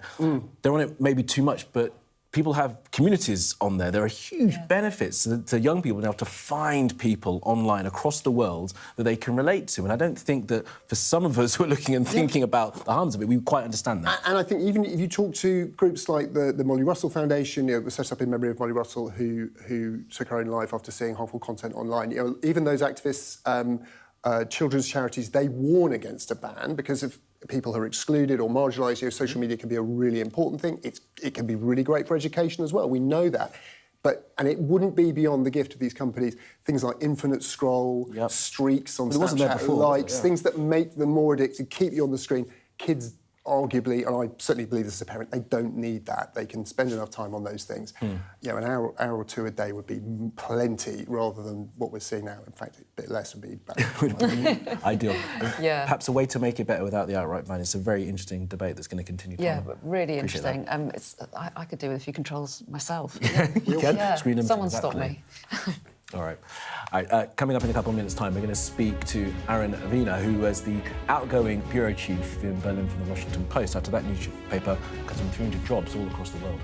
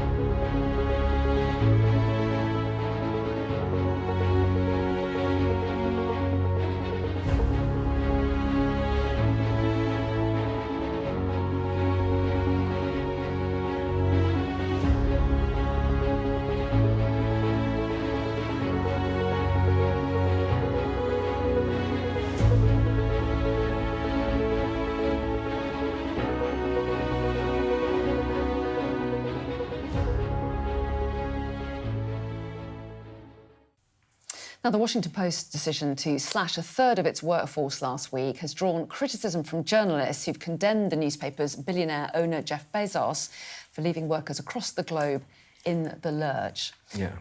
Now, one of them left in the lurch is Aaron Wiener, who's the outgoing chief now of the Washington Post in Berlin. Aaron, thanks very much for making the time to speak to us today.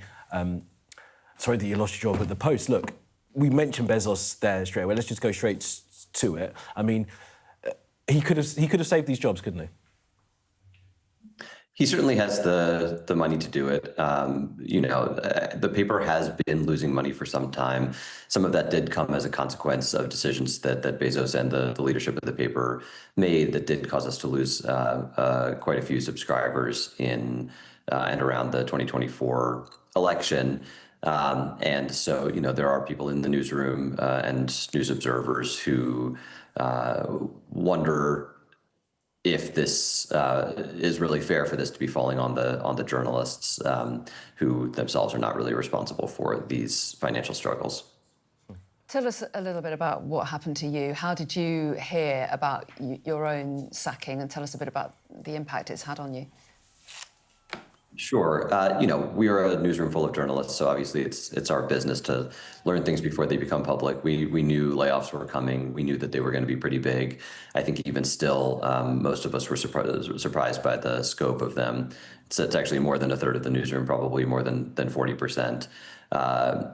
We had an all-staff meeting last Wednesday, February 4th, where the editor-in-chief and the HR director kind of laid out what was going to happen, and then everyone received an email that either said your position is being eliminated or your job is not impacted. And most of us in foreign bureaus got the your position is eliminated email. Look, you mentioned the word business, right? And it is a business. Bezos is not running it as a charity, although I know that there are some commentators who would have liked him to put it into kind of to trust and to make sure that these jobs could be held on to. But I guess, he wants to make money. The paper wasn't making money, so this is just what happens. It's sad, but it's just the world. That is one way of looking at it. There are a lot of observers and critics who are saying this is a very, very, very small part of his overall business portfolio, and the amount of money that the Post may have been losing is kind of a drop in the bucket of his overall wealth. And so I can't get inside Jeff Bezos's head, but I don't think that his fortune was going to be made or broken by any decisions he made around the Post. I noticed that some of your colleagues have talked about how Jeff Bezos, when he first took over the paper, I think it was 2013, wasn't it? He talked a lot and quite forcefully about the importance of a free press. So were you surprised, given that? So he really came in kind of as the savior of the paper. When he bought it in 2013, he invested a lot of money, allowed the newsroom to expand. The paper had some of its best years in decades during the 2016 election and the first Trump administration because of that investment. And he promised not to interfere in the newsroom coverage. And he did really abide by that promise, although, of course, now the business decisions he's made are going to have a big impact on the paper's ability to cover the news, particularly international news with the loss of all these correspondents, local news with the big cuts to the local team. The sports section is eliminated, the book section is eliminated, the daily podcast is suspended, and reporters really in all parts of the newsroom have been cut. So I think it's going to be a challenge for the newsroom, even if he didn't directly interfere in any coverage. Aaron, give us a thought about how we got to this point in these cuts, because we saw changes, didn't we? You mentioned the not endorsement of Kamala Harris during the election, which I think lost some 200,000 subscribers. People just said we're not subscribing to the Washington Post. There was then the changes to the opinion section, if I'm right in remembering that correctly, that caused journalists to then leave their jobs. Give us a sense of how is Bezos trying to find a new direction for the paper? I mean, what you said you can't get inside the man's head, but what do you think is actually happening with this? Is he trying to get close to the Trump administration, change the paper and its political leanings? What's your sense? What a lot of people have pointed out, who have probably more insight into his thinking than I do, is that he has a lot of business at stake with the Trump administration, and it's not the Washington Post, it's his other companies, right? Amazon, particularly Amazon Web Services, Blue Origin, his space flight company, they stand to gain or lose big contracts, or stand to gain or lose a lot of money due to government regulation. And so, people have pointed out that he has an interest in maintaining good relations with the administration, and it may not be coincidental that he made these decisions that seem to orient the paper a little bit more in that direction, or at least took the opinion pages in a direction away from any sort of criticism of the administration. Just chilling. Do you have concerns about journalism at the moment in America? I do. The industry has been shrinking for some time. There are not a lot of papers of record that still stand, general interest papers that provide kind of a common source of truth for the American public. And the Washington Post is one of the few that really does, and has been aggressively reporting on the government and holding it to account. And, if the Post were to lose that ability, I think American journalism would be in a precarious place. And so even though I may be having various emotions toward the Post at this moment, I have no choice really but to root for the paper to succeed, because I think America needs all of the strong journalism institutions that it can have.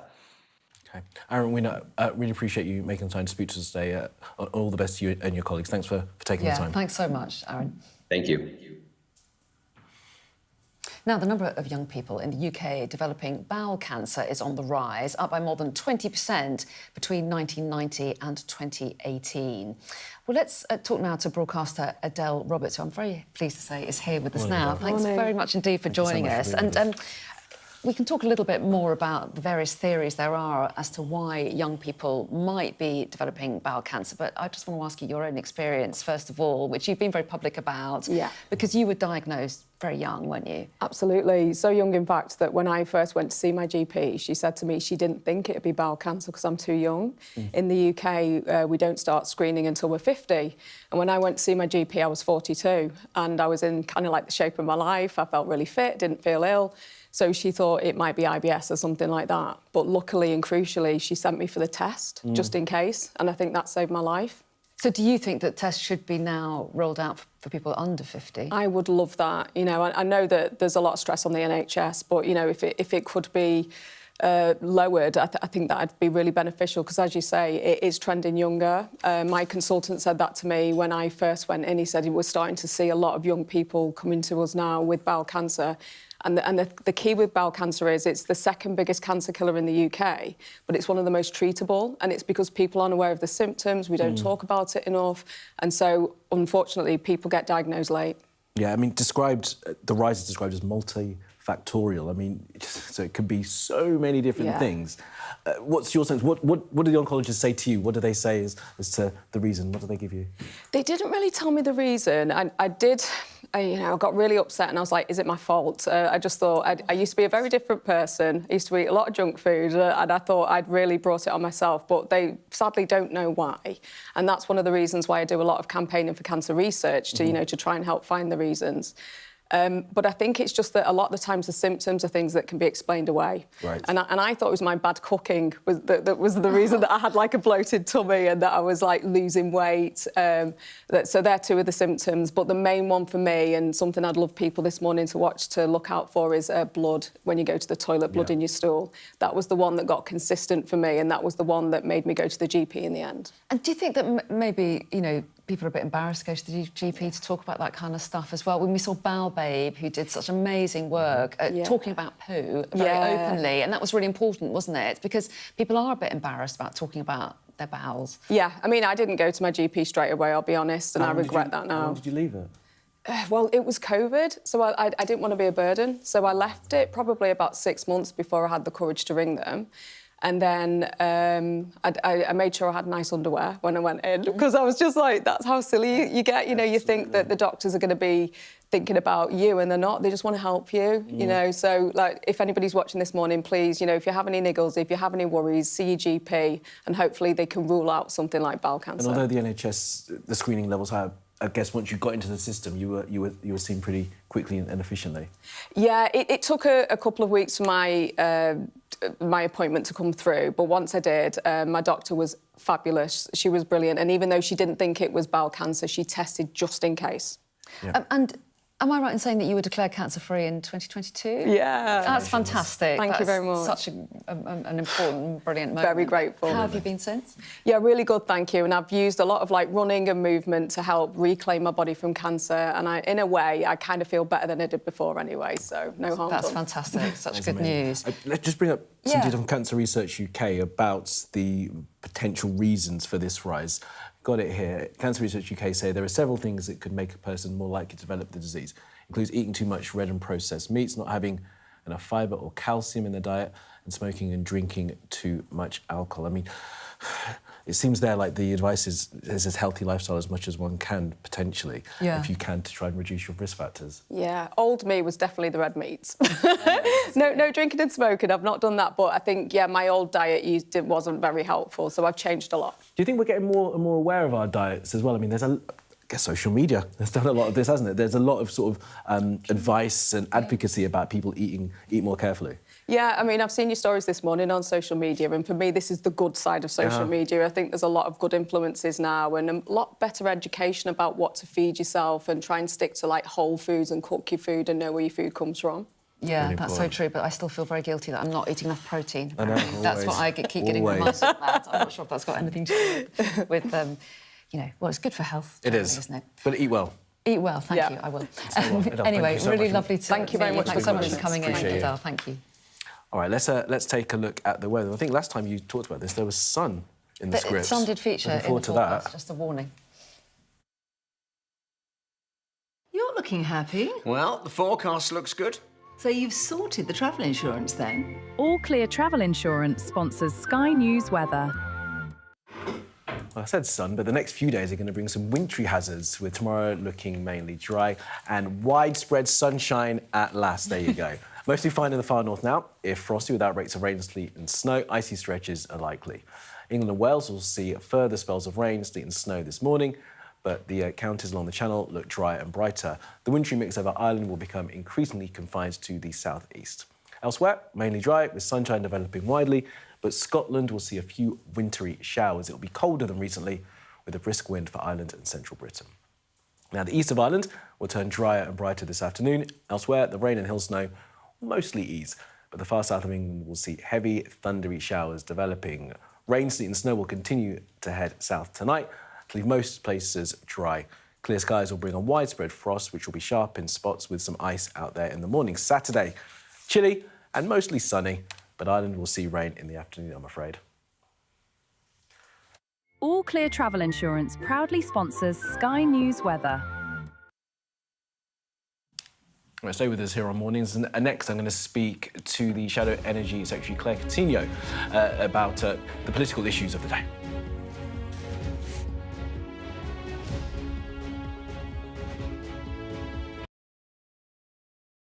The best thing about being a Sky News journalist... My darling. Beth Rigby, Sky News. Is being a Sky News journalist. You said to people, I'm not coming back for more, but you have come back for more. Well, let's kick off and make a statement. What can our Prime Minister say to you to not impose tariffs? He's coming out! What more do you need? Big stories don't always come from big cities. I'm Lisa Dowd and I'm Sky's Midlands correspondent. You are not getting in this elevator, okay? The judge made it very clear that she could see no justifiable reason why Sakulas wasn't here facing British justice. I promised I would get him justice. Free, wherever you get your news. This is what they're up against. The wind is the really big problem. It is back-breaking work and the smoke is thick. It's been working well. Water levels are dropping, but no one knows what impact further rain will have. What would you do if this place wasn't open? This is the exact spot in Nottingham where their 19-year-old son, Barnaby Webber, lost his life. I just think it's so cruel and so harsh. It's really scary. We're terrified. In this community, I'm told that everybody knows someone affected by COVID. Hopefully this will be the last wave. Sky News gets the full story first. Change seems tantalisingly close in this corner of the UK. Wales was the first to introduce the plastic bag charge. It's legal to let go. Set the speed and take the hands off. It's almost driverless, but not quite. Hans is a highly trained police dog. The force is incredible. It's really frightening, actually. This is my patch, my specialism. It's also my home. The best thing about being a Sky News journalist? I'm going to take you behind the scenes here for Election Night Live. They have gone up and up. Big Sky News journalist. Ed Conway. Sky News, is anyone going to talk to us? Mortgage rates did go up very sharply during your time in office. Here it is. First off, just the scale of what we're looking at. Our data shows it's been happening. Question is, why it hasn't been stopped.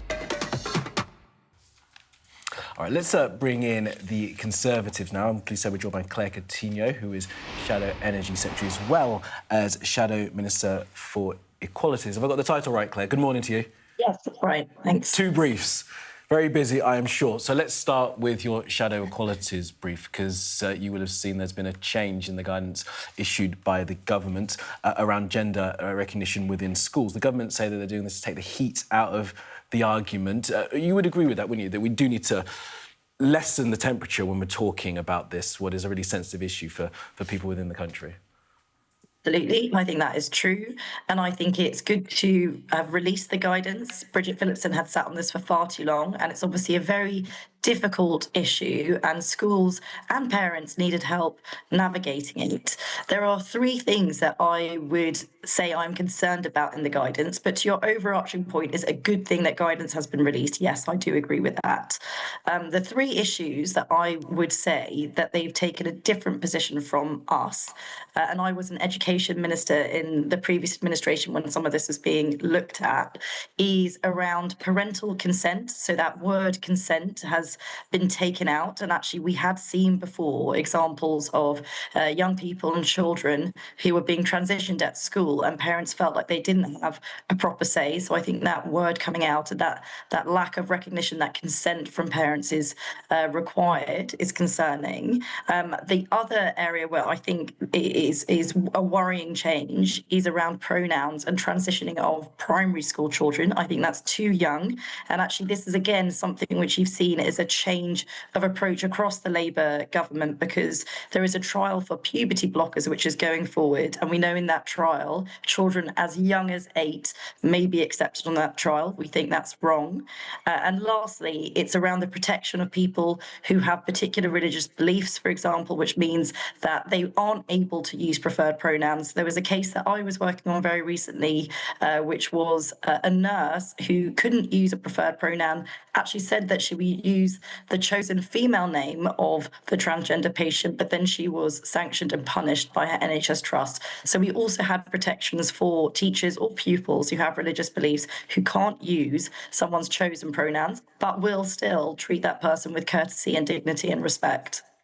OK, so on that last topic, last points there, I suppose there may be some work to do. But as you mentioned at the top, overall, a good thing that the guidance is there. And Baroness Hilary Cass, who, of course, worked on the Cass Review, has welcomed it as well. And as you know, the guidance does state that schools must not initiate any action, that parents must be consulted all the way through. And Baroness Hilary Cass, as well as others commented on this, say that any change will be in exceptionally rare circumstances.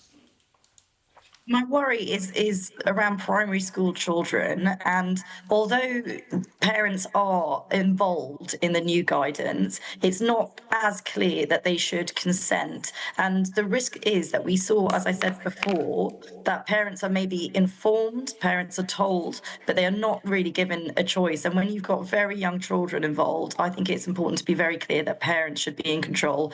By far the best protective layer that you've got for children, the best way to protect those most children is to make sure that parents have a say. So, like I said, these are substantive points, but the overarching view is it's positive they have released the guidance. Like I said, it had taken far too long, and we know that schools and teachers have been struggling with what is a very complex issue. But that being said, our job is to scrutinise, it's to look at the areas that we are worried about, and as I those are 3 points where we are going to keep a very careful eye. I wish they'd taken a different approach, but the approach that they've taken as set out is something we're going to keep a very careful look at. Yeah, and I guess constructive concern for the opposition, exactly your job, as you point out, Claire Coutinho. Thank you for that. Let's move on to another couple of topics. First, I want to talk to you about Sir Jim Ratcliffe and what he had to say earlier in the week, talking about the UK being colonised by migrants. What did you make of that use of language? I wouldn't have used those terms, and I can understand why some people are offensive, but let me make a broader point, which is whenever people try and talk about immigration, in the same way that we had in the trans issue, actually, lots of people then focus on language, and we have a big debate about the words that are used, and it means that we never really get onto the substantive point. And the substantive point, which I think lots of people in the country feel, is that not only has immigration been too high, but particularly in certain areas, integration has been lacking. And that means that you've got people, for example, who maybe don't speak the language, or they've got very different cultural views. Maybe the attitude to women and girls is very different from what we believe in Britain.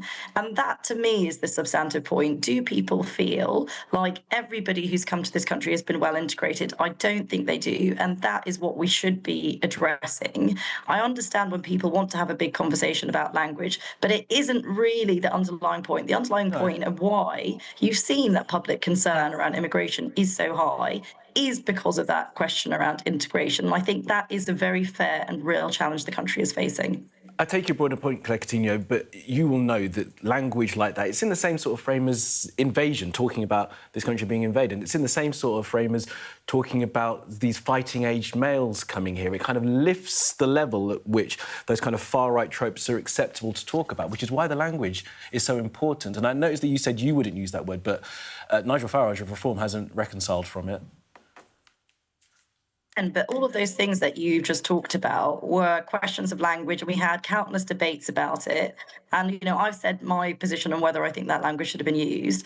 But what we haven't had, I think, as a similar level, is a national debate about integration. Do we think that everybody that has come over to this country has been properly integrated? You look at the situation that we saw in the West Midlands, where Jewish fans were banned by the West Midlands police from a local football game because local members of the Muslim community petitioned against Jewish fans being welcomed there. That is a problem of integration, and we should be able to talk about those things. And my concern is that when we simply focus on the language so much, we never get on to the substantive issue, which is whether immigration is working in the way that not only, you know, people who are British in this country want, but that the vast majority of immigrants want as well. If you go and talk to a lot of people within the immigrant community, a lot of them will say, actually, I don't think integration is working well. OK, Claire Coutinho, we appreciate you joining us this morning. I have to leave it there because we have run out of time, but thanks very much for being with us and good morning to you. Well, I had things I wanted to talk to her about, but I think the answer there to that question from Claire Coutinho, I think is the argument we're going to hear from the Conservative Party here, that they want to try and have this debate around immigration, perhaps without the offensive language being a part of it. Pretty much what Labour was saying too. Top stories next.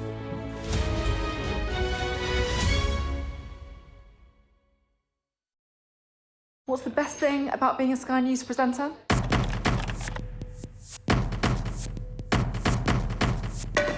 We've done the work and the reading, so you don't have to. Being a Sky News presenter. Hello and welcome. Westminster, the heart of British politics.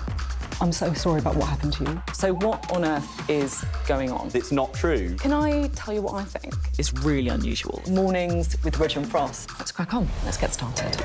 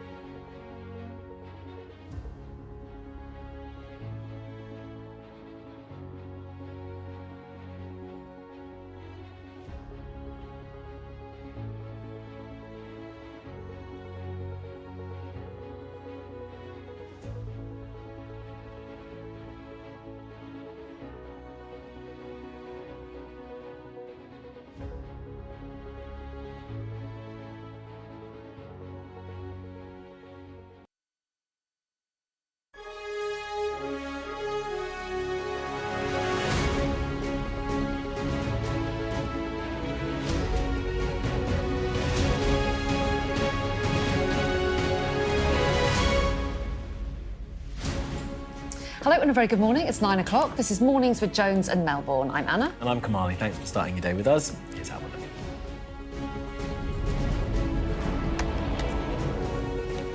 The cameras hidden in Jeffrey Epstein's Florida home that appear to back victims' fears that they were being secretly recorded by the paedophile financier. The FBI released new details about a suspect in the disappearance of Nancy Guthrie and doubles the reward for the information. Nigel Farage tells Sky News that Sir Jim Ratcliffe was correct about immigration to Britain after his comments drew sharp criticism. The Munich Security Conference is underway, but are transatlantic tensions about to overshadow any potential cooperation? Plus, has pressure on the big tech bosses reached a tipping point in Europe as more countries move to ban social media for kids?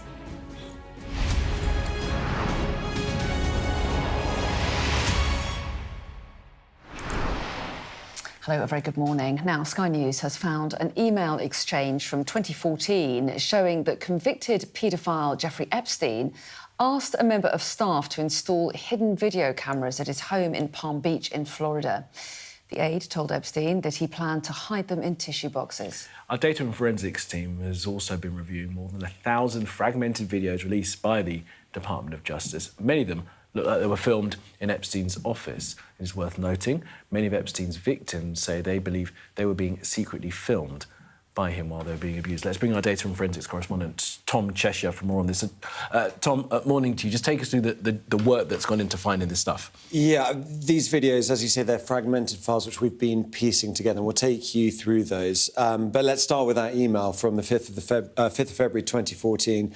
Jeffrey Epstein, the convicted sex trafficker, he said, let's get 3 motion-detected hidden cameras that record. 5 hours later, that member of staff replied, Jeffrey, I already to purchase the motion sensor camera from the Spy store in Fort Lauderdale yesterday. I charged them last night, figuring out how to work them as we speak. I'm installing them into Kleenex boxes now. It's amazing how small they are, he goes on to say. When we think of where he installed them, we have footage of Jeffrey Epstein's home in Palm Beach, the office from which he worked. That's sort of his study where he carried out, a lot of work. This is the reconstructed video there. We've blurred the faces of the woman in there, but you can see a woman going to Jeffrey Epstein, approaching him. We see other videos showing a woman kneeling next to him. We can't say for sure when this footage was filmed or whether it was filmed on those specific cameras that were hidden apparently in those Kleenex boxes. There may have been other cameras, but from the rest of the Epstein files, police documents in them, we hear from victims saying they were afraid they were being secretly recorded. These emails, these images that we've analysed suggest that was the case. And as you say, a couple of weeks since the files were released by the Department of Justice, and since then there's been loads of argument, hasn't there, about the way in which they were released, how difficult it is to find the information, and the levels of redactions as well. I mean, tell us a little bit about your experience going through them. Yeah, I mean, in terms of that, if there was a hope that with this final release, as it was pitched by the Department of Justice, that this would be the end of the Epstein story, it's been not the case at all. 3.5 million documents. We're still finding new things because they are not organised in anyway, really. You have to go through it and look through this, and we continue to look through this, even though it's been, a couple of weeks since they were released. And then in terms of that transparency in the redactions, it seems to be the worst of both worlds, really. You've got heavily redacted files. Lots of people arguing that, people's identities are being protected who shouldn't be protected. We haven't had any prosecutions as a result of these files. At the same time, victims have been identified. They've had to take files down and re-redact them because those protections haven't been in place. Now, it is a big job, 3.5 million files, actually 6 million files to start with, and they discounted 2.5 million. There's an argument that those 2.5 million files should also be released as well. We've ended up with a part where, the victims of Epstein, the survivors who've been fighting for so long to get these files released, are saying it is not transparent enough and that these other files need to be released too. I mean, the argument is that they're carrying out investigations as a result of some of them, aren't they? Yeah, and that is one of the grounds for discounting, what was not put in the public domain or what was redacted. There is apparently an ongoing investigation, but we don't know who that's about, or we don't know if charges have been filed on that. So it's very hard to say. The other grounds were supposed to be sort of national security, but the Department of Justice said that wasn't the case when it came to these files. And Tom, that chunk of files that haven't yet been released, what's the sense about them? Are they just never going to come out? There could be more pressure to come on it. The Department of Justice looked and said, look, this isn't relevant, we're not going to do it. But when it comes to the scrutiny that's been applied to the 3.5 million files that have been released, it's very hard to see how they've looked at those 2.5 million, because, that level of care and scrutiny certainly hasn't been there, especially from the survivor's point of view. So I think that call to release, the full set of documents, that's only going to increase, and to look at those redactions within them as well. Yeah, and those survivors who wanted to feel that justice was being done as a result of them, clearly not satisfied at this stage. Yeah, Tom, thanks very much indeed. Thank you for that reporting. Now, staying in the States, the FBI have released some more information about their search for Nancy Guthrie. Yeah, this is the mother of TV host Savannah Guthrie, who went missing from her home almost 2 weeks ago now. Martha Kellner's got the latest details. It's clear that these new pictures and videos obtained from Nancy Guthrie's doorbell camera more than a week after she disappeared have been a real breakthrough in this case. It's unlocked a lot of potential new leads. Police have been able to put together a profile of this suspect, and they are now calling this man a suspect based on those chilling images.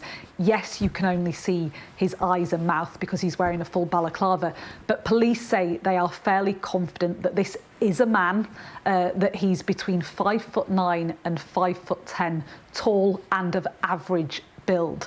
They're also fairly confident that the backpack he is wearing, with fairly distinctive reflective stripes on the straps, is an Ozark brand backpack. That is a type of hiking backpack, and it's sold in Walmart, which is the biggest supermarket over here. All of this new information is important because it allows police to really focus their search, and especially because these new pictures and videos have resulted in a flood of new calls and tips to the FBI hotline. 4,000 calls in the 24 hours since that footage was released. So it has offered more hope to this search. This is certainly not a cold case. Now we know that police have also sent off for forensic analysis a glove which was found inside Nancy Guthrie's house. FBI investigators who were searching the side of the road near Nancy Guthrie's house also found a glove. So there are lots of potential new leads flying about. The reward for any information which leads to an arrest and conviction has also been doubled from $50,000 to $100,000. So that is significant indeed. We know that Savannah Guthrie, who is the reason that America and the world is so gripped by this case, she's the famous daughter of Nancy Guthrie, big TV host over here. She has not given up hope because she's been using her public profile consistently to draw attention to her missing mother. She posted a montage today of pictures and videos of her as a very young child with her mother, and she captioned it underneath, "Our lovely mum, we will never give up on you."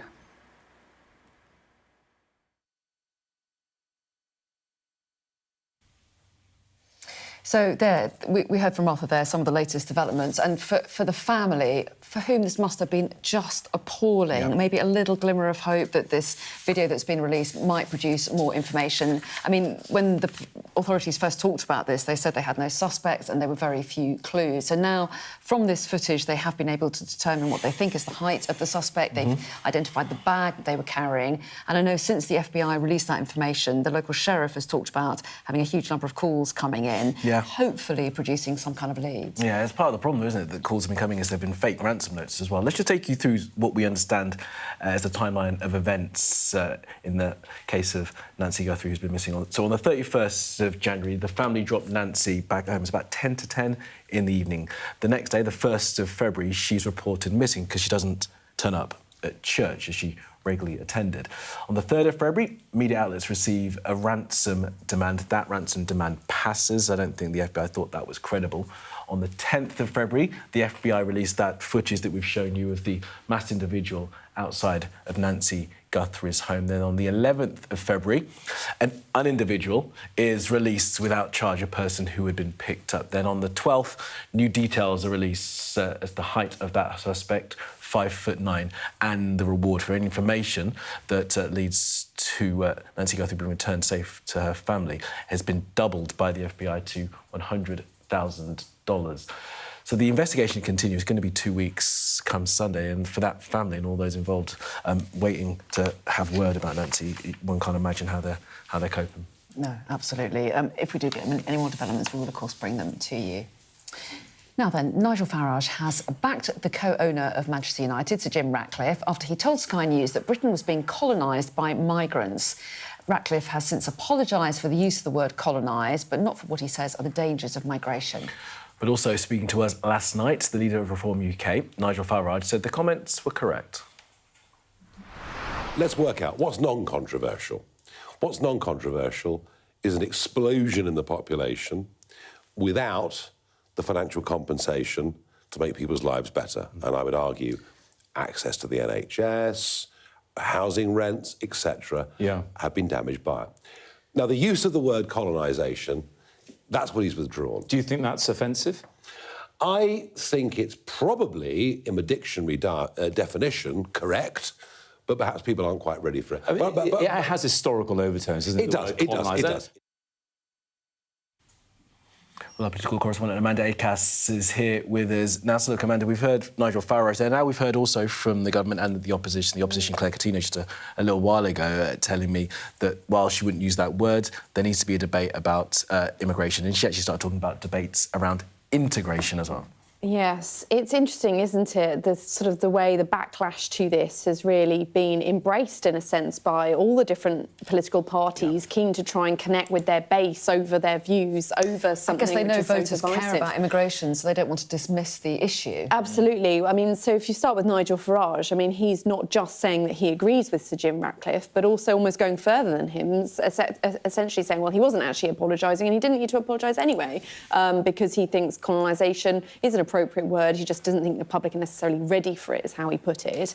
Now, if I just remind you of the exact apology we heard from Sir Jim Ratcliffe, sorry, my choice of language offended some people. Now, for many, that wasn't really a real apology in terms of accepting that what he'd said it was wrong, just the fact that some people have been offended by it. But clearly, Nigel Farage knows that this is an issue which is bread and butter for his voters. It's why so many people support Reform UK, because they have been more outspoken on the issue of immigration. And he says that he believes the character of the country has changed and it's been ignored by the Labour government, but his response completely ignored the criticism of the use of the word, the kind of demonisation of immigrants implied by it, the divisiveness, and the fact that, indeed, even footballing organisations saying that this carries echoes of the language we hear from the far right, and it's not appropriate. So we know that Labour have really kind of jumped on this as a way of sort of attacking reform. The Prime Minister, straight away, after the comments were made, saying that this was offensive, needs to be, Sir Jim Ratcliffe needed to apologise for it. And then we heard the Minister this morning not really wanting to go into whether or not she thought it was a fulsome apology, because the government have sort of taken it as a win that Sir Jim Ratcliffe apologised so quickly. But going on to say, yes, of course, we can have this discussion, but it's about the language we use and we mustn't be hurtful. But then, interesting from the Tories, when you heard from Claire Coutinho earlier, and actually she was quite dismissive of the whole row in terms of saying, well, they're not the words that she would have used, but actually all we do is talk about language and whether it's something is offensive or not when we're discussing this. And the Tories are saying that we do need to have more of a discussion about this. Now, they know they're losing voters to Reform who have been much more outspoken about it. So it's interesting that I think they're certainly moving a bit more to the right on this issue in terms of how they're framing, although, of course, we heard all those comments from Robert Jenrick before he defected to Reform on this kind of issue as well. But it really is, as you say, this flashpoint issue of British politics, even if the numbers in terms of immigration overall are actually going down quite rapidly. Yeah, so lots of reaction from the political world, but also from the sporting world as well. Indeed. Yeah. All right, thank you for that, Amanda. Thanks, Amanda. Now to Bangladesh, and the Nationalist Party is promising stability after sweeping to power in the country's first election since there was a crackdown on protesters about 2 years ago. Yeah, let's bring in our Asia correspondent, Cordelia Lynch, who joins us now. So, quite a big moment for Bangladesh, this, it would seem. Yeah, this was a hugely consequential moment. The first election, as you say, since those mass student protests led to the toppling of Sheikh Hasina, the authoritarian ruler of Bangladesh, who's now in self-imposed exile in India. A lot was anticipated about whether this might be the Gen Z election, whether the youth vote would be the most dominant storyline. Ultimately, it is not. It is a long-established traditional party, the BNP, a centre-right party, that has come out on top with a sweeping victory, close really to a landslide. And it represents a huge reversal of fortunes for the leader, Tariq Rahman. He's been in self-imposed exile in London for 17 years, only recently returning to Bangladesh, and many of his supporters were thrown in jail under Sheikh Hasina's regime. So a big change in fortunes for the BNP, but they got a huge in-tray to tackle: high unemployment and inflation to navigate, and they need to bring in sweeping constitutional reforms too. Lots of those student protesters, amongst those really pushing for dramatic change to ensure that there is social justice and, critically, that the country doesn't slide back into authoritarianism. But they're going to face some tricky opposition because Jamaat Islami, a conservative religious party, performed very well, the best they ever have, and they were backed in a coalition by many of those student voters. So they're going to have them as opposition to contend with. And of course, there's all those Awami League supporters. That's Hasina's party. Now, they were banned from actually taking part in this election, so they're going to be pushing for change as well. One thing to look out for is the relationship with India. Many Bangladeshis say Delhi helped support Hasina's regime, but we've seen Narendra Modi, the leader, extending an olive branch today. So very consequential election, very important moment. Thanks very much indeed, Cordelia. Really fascinating stuff. Thank you. Thanks, Cordelia. Now, the Munich Security Conference is underway. World leaders are on their way. What can we expect, though? I don't know if it's going to be like last year when JD Vance told Europe that it was not up to scratch, especially when they'll be talking about Russia's invasion of Ukraine. Well, let's bring in former Ukrainian Prime Minister Arseniy Yatsenyuk, who joins us now. Really good to talk to you. Thanks so much for your time. So the Munich Security Conference has been the backdrop for negotiations over the last 3 years since the war began. And once again, we're here. Do you expect any kind of breakthrough at this security conference when it comes to Ukraine? I would have this Munich Security Conference not as a talk shop, you know. Let me remind you that in 2007, Putin actually declared the war against the West at that same venue in Munich, when he was very vocal, saying that the biggest disaster of the last century was the collapse of the Soviet Union. And he actually has started at that period of time to revamp and to restore the Soviet Empire. So the Western allies, they were deaf to his tone, but now it's crystal clear that both Putin, China, North Korea, and another totalitarian regimes, they are eager to reshape the global order, or actually to impose a new type of global order. As you've mentioned, the Munich Security Conference, there will be plenty of different dignitaries, and my president is to participate and to address the Munich Security Conference. And there are going to be at least 3 panels about Ukraine. But it's important to focus on the real actions rather than on just messages. Yesterday, the DOD of Germany was very vocal, saying that they decided to support Ukraine with the PAC-3 missiles. This is an anti-aircraft missiles, but they ask another allies to bring another 30 PAC-3 missiles for Ukraine, and as a kind of concerted actions how to support Ukraine. The reason why I'm telling you this is very clear. Putin doesn't follow the words. He closely monitors only actions and deeds, and the same goes with China.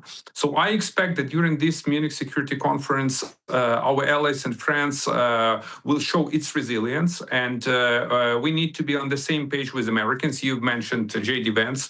This time, his place will be vacant, but Secretary Rubio is to participate. He's more pro-Atlantic, pro-NATO folk, so at least we won't have any kind of clashes in the corridors of the Munich Security Conference. That's my expectation.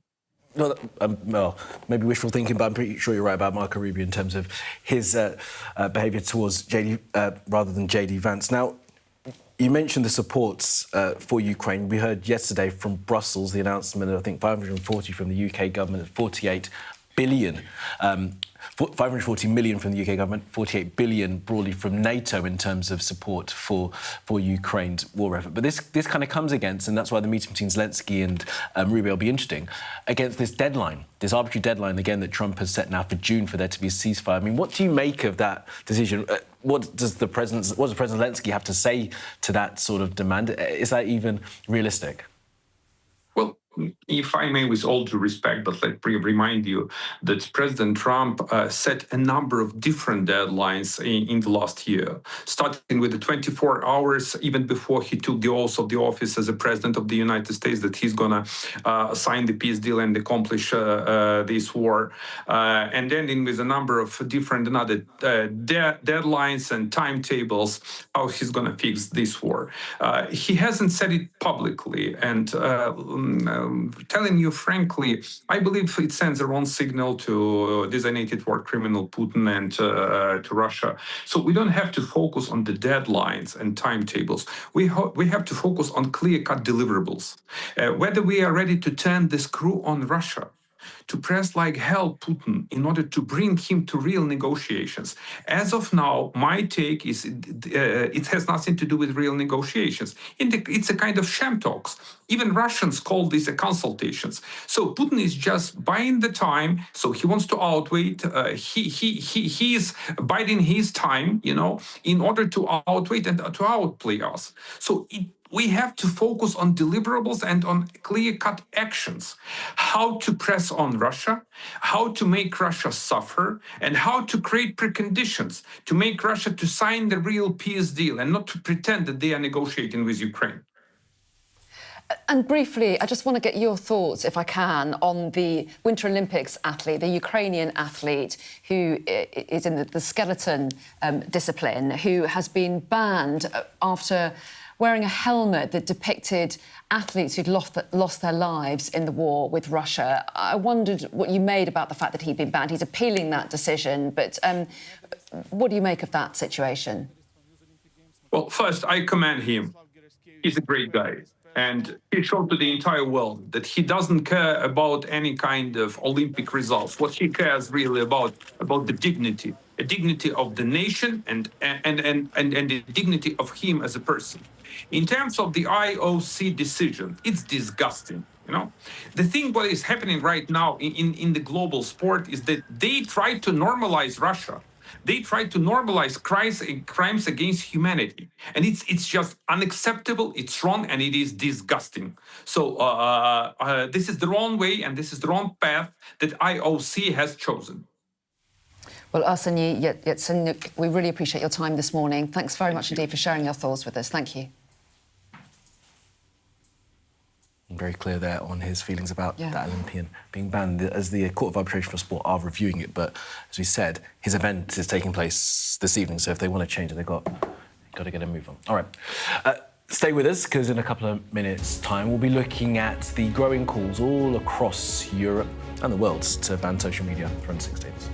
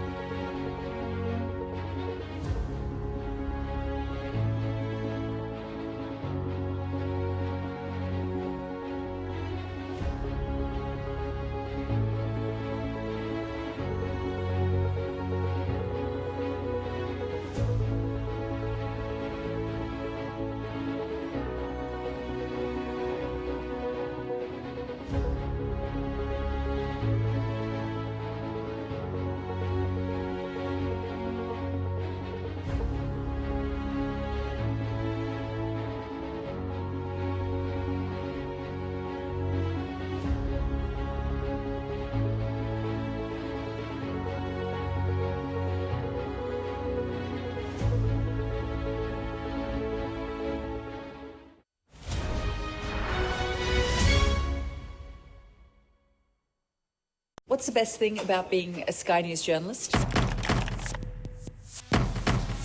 Who's funnier? Being a Sky News journalist. A special edition of The World with me, Yalda Hakim. Pakistan had the right to respond. You're like, what? Historic day here today.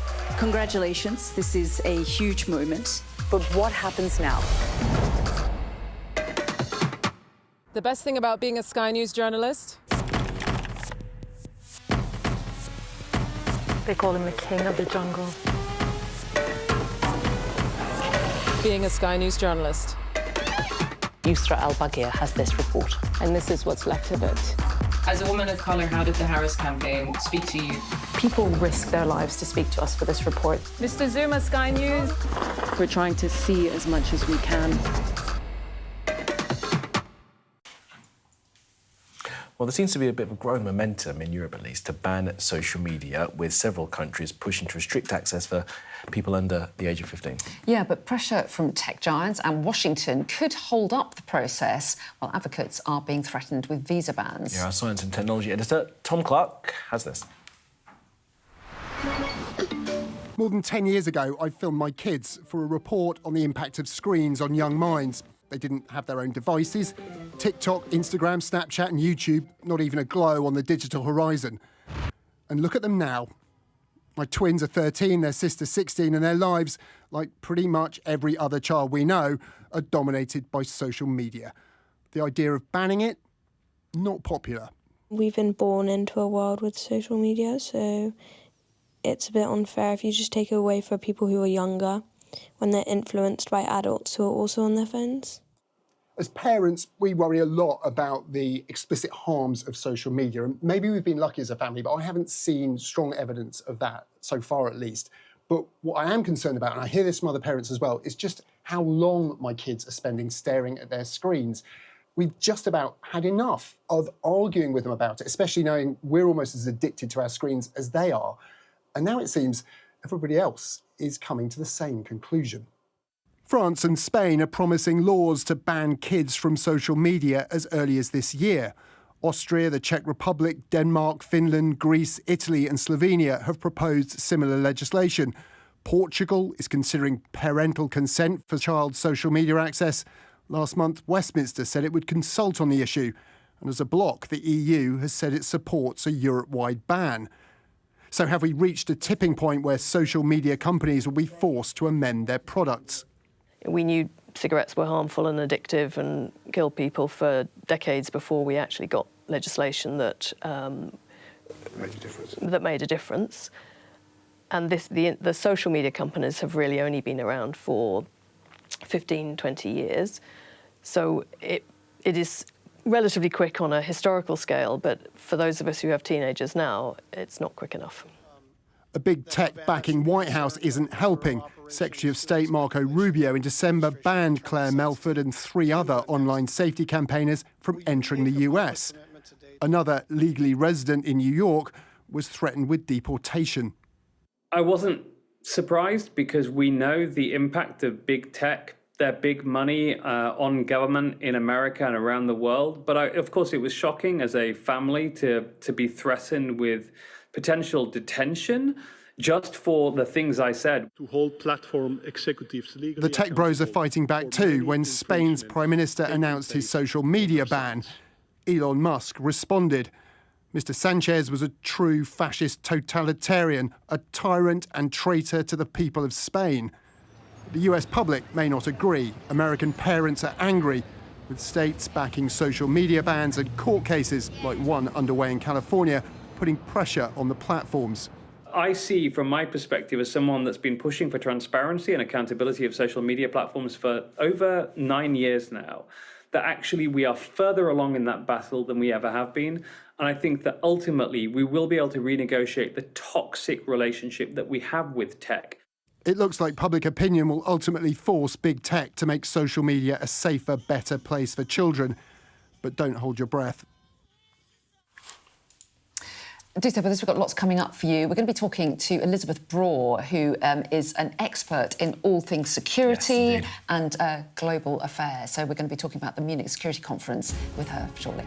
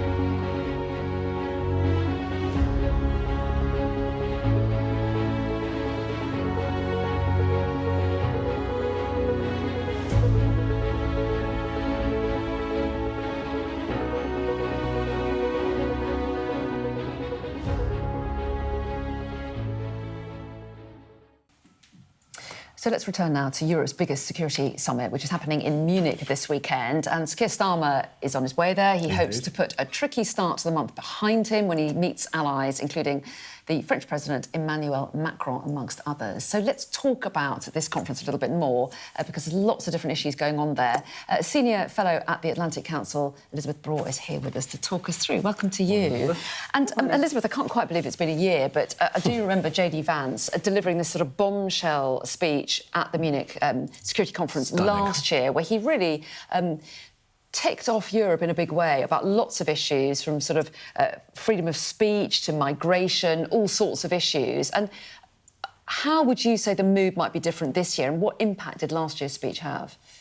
Well, I think we're definitely less optimistic this year than we were last year. Last year there was the hope still that it would be possible to work with the Trump administration on some sort of collaborative basis. And then JD Vance arrived in Munich and delivered the speech, and it was a shock. And I think now realization has been setting in for the past year, and you can tell already because of the way that the conversation has been going now ahead of the conference, that even a somewhat conciliatory speech by Marco Rubio will be seen as a victory or a good sign. I mean, was that a necessary correction though? I mean, I guess we kind of knew what the Trump administration was going to be like before they came in properly, and hearing that, did it just get Europe to kind of get their act in order, perhaps not before time? I think we have to remember how different the first Trump administration was. There was a lot of belligerent talk, but then when it came down to things like making NATO work, actually that administration was pretty collaborative, and that was the hope in January of 2025 after the inauguration, that it would that it wasn't going to be as bad as we thought it was going to be. Exactly, and then J.D. Vance travelled to Munich, and it just set the scene for how different this administration was going to be, not just internally, domestically in the United States, but also externally. And that's why the fact that it's now Marco Rubio, who is seen as the most transatlanticist member of the Trump administration, the fact that he is going is seen as a good sign. Do you think that's also a deliberate move by the Trump administration to repair ties a little bit? Because there's been quite a falling out over Greenland, for example, hasn't there? There has. We don't exactly know what's going on within the Trump administration. J.D. Vance and Marco Rubio are competitors for the Republican nomination in 2028, for the elections in 2028. So we don't know whether they had to fight it out, and this time Marco Rubio was elected. But anyway, he'll be there. And going back to your previous point about the wake-up call, it was a wake-up call, and it's extraordinary, really, to see what has happened in this past year. If we look at the Arctic, for example, now you have a number of European countries helping Denmark keep Greenland safe, and that has happened in just the past few months. In the Baltic Sea, there are massive efforts by the Baltic Sea countries to keep that little ocean safe. So it doesn't look maybe like the world is changing a lot, but actually these steps count for a lot, because that's how you keep our continent safer. Yeah, there's going to be a meeting between Steinmeier, Macron and Friedrich Merz for the German part. Talk to us a little bit about the importance of Germany. We had Seitzenbender on a number of years ago now, where they're going to change course. Now we're sort of seeing Friedrich Merz putting a lot of that in, rearming. How important is that going to be going forward, that Germany in the centre of Europe is going to get strong again?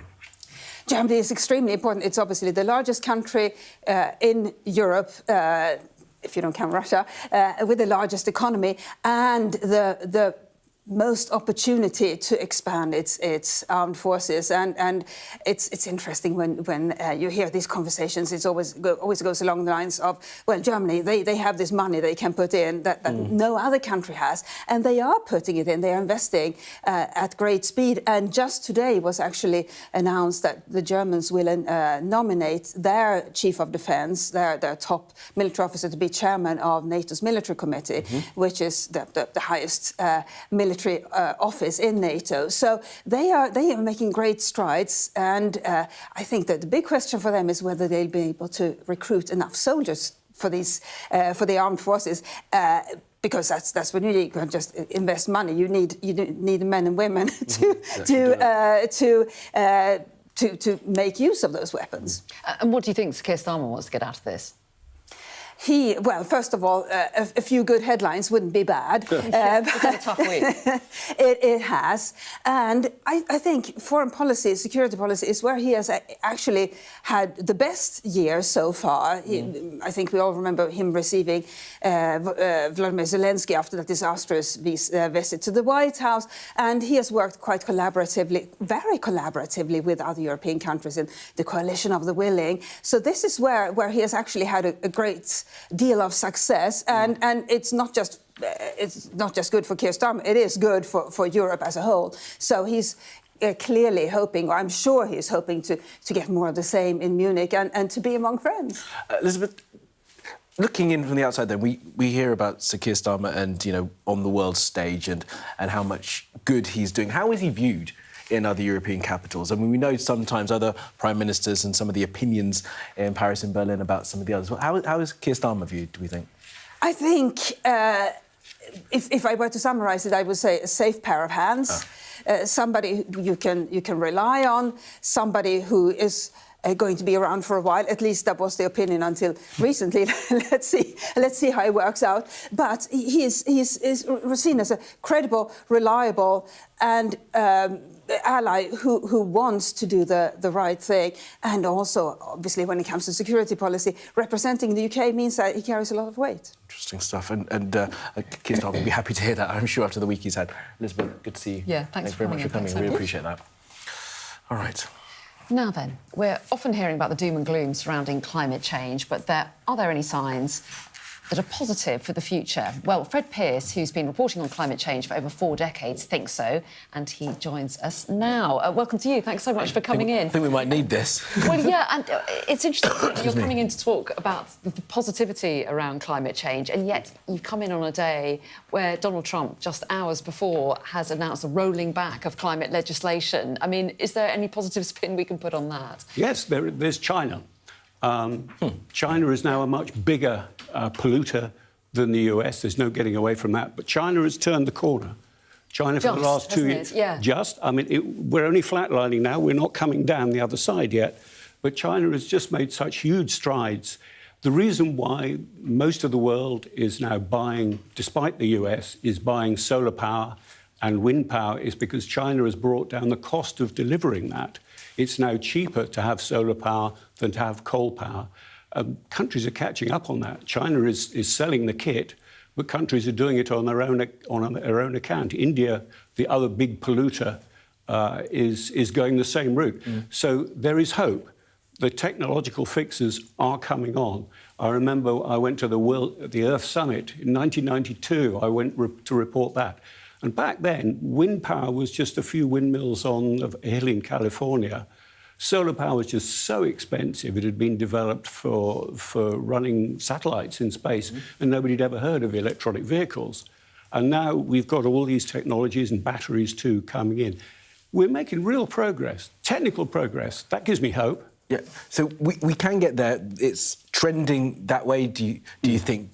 But as you know, as we mentioned, Donald Trump and others, there is sort of a sense that some of the rhetoric around some of the sort of received wisdom, as we know, is being challenged now. What do you make of that sort of change in tone? It's crazy. I mean, the idea that climate change is a myth is just kind of flat Earth stuff. Honestly, the science has been there for 200 years. We've known that the gases that we're putting into the atmosphere warm the planet. That is, you know, O-level science. So to deny it is a bit silly. And we know that even the big energy companies in the US know that it's cheaper to go for the low-carbon fuels, and that's what they're doing. Trump is trying to stop them, I agree. He just put out a couple of days ago, he told the Pentagon that he'd got to go back to burning coal or using coal-fired energy sources where it could.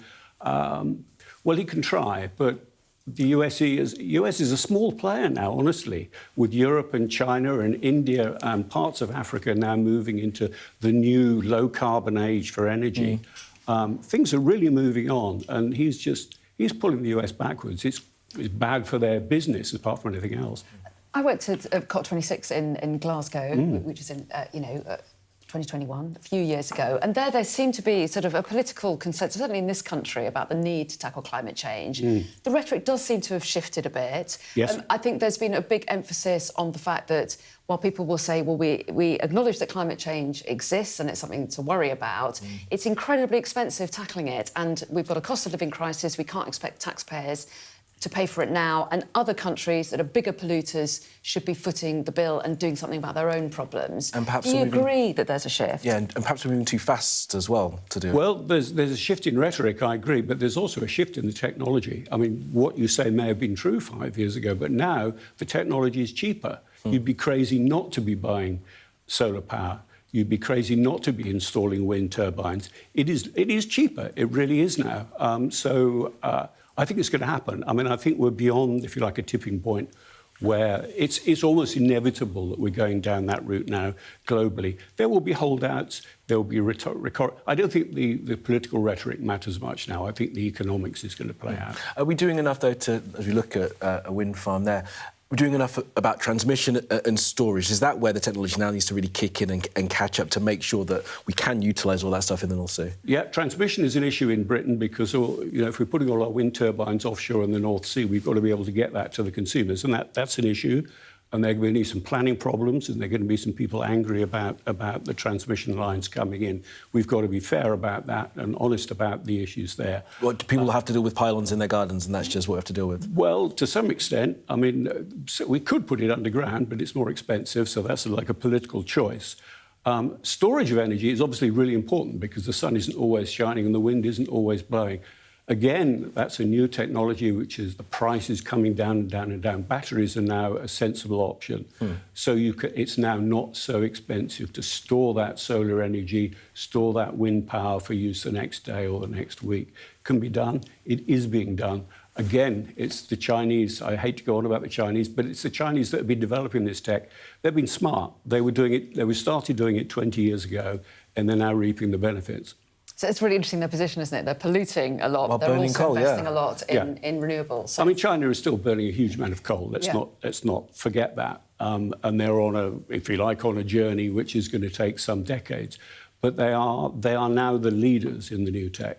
OK, really interesting to get your take on global affairs, planet, important to the planet affairs. Oh, yeah. Thanks very much indeed.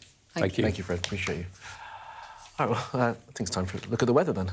Go on then. I hope we haven't forgotten anything. Travel insurance, I tick that box. Yeah, but remember what you forgot last year. All Clear Travel Insurance sponsors Sky News weather. Well, the next few days will bring some wintry hazards, but tomorrow it looks mainly dry with widespread sunshine at last, something I haven't said for a very long time. It's mostly fine in the far north now, if a bit frosty, with outbreaks of rain, sleet or snow elsewhere, and icy stretches are likely too. England and Wales will see further spells of rain, sleet and hill snow this morning, but Channel counties do look drier and brighter. Meanwhile, the wintry mix over Ireland will become increasingly confined to the southeast. Elsewhere, it's going to be mainly dry, with sunshine developing widely, but Scotland will see a few wintry showers. All Clear Travel Insurance proudly sponsors Sky News weather.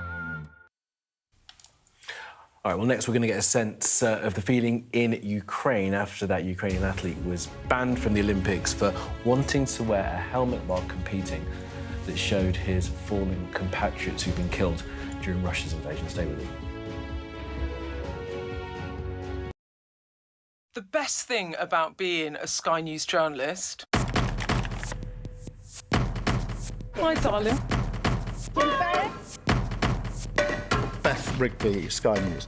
...is being a Sky News journalist. You said to people, I'm not coming back for more, but you have come back for more. Well, let's kick off and make a statement.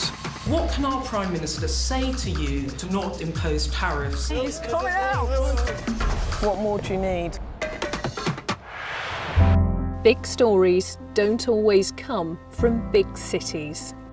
I'm Lisa Dowd and I'm Sky's Midlands correspondent. You are not getting in this elevator, OK? The judge made it very clear that she could see no justifiable reason why Sakulas wasn't here facing British justice. I promised I would get him justice. Free, wherever you get your news. This is what they're up against, that the wind is the really big problems. It is back-breaking work and the smoke is thick. It's been working well. Water levels are dropping, but no one knows what impact further rain will have. What would you do if this place wasn't open?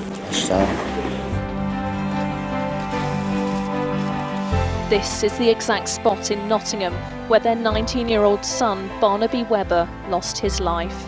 I just think it's so cruel and so harsh. It's really scary. We're terrified. In this community, I'm told that everybody knows someone affected by COVID. Hopefully this will be the last wave. Sky News gets the full story first. Change seems tantalisingly close in this corner of the UK. Wales was the first to introduce the plastic bag charge. It's legal to let go. Set the speed and take the hands off. It's almost driverless, but not quite. Hans is a highly trained police dog. The force is incredible. It's really frightening, actually. This is my patch, my specialism. It's also my home. What's the best thing about being a Sky News presenter?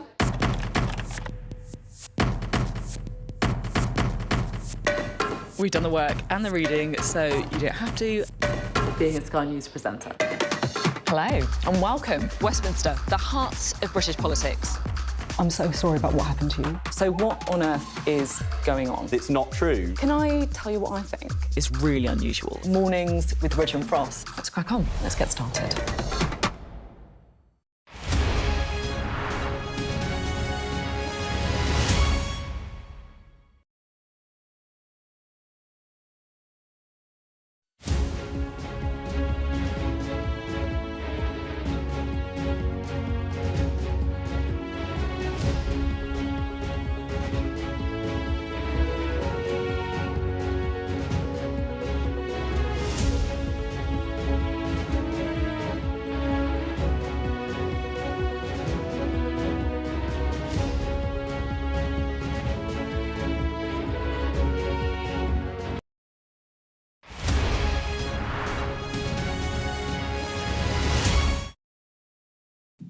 Now, a Ukrainian athlete competing in the Winter Olympics in the skeleton, that's the one where you fly down the track head first, claims he's been discriminated against after he was disqualified for wearing a helmet that had pictures of Ukrainian athletes who'd been killed during Russia's invasion.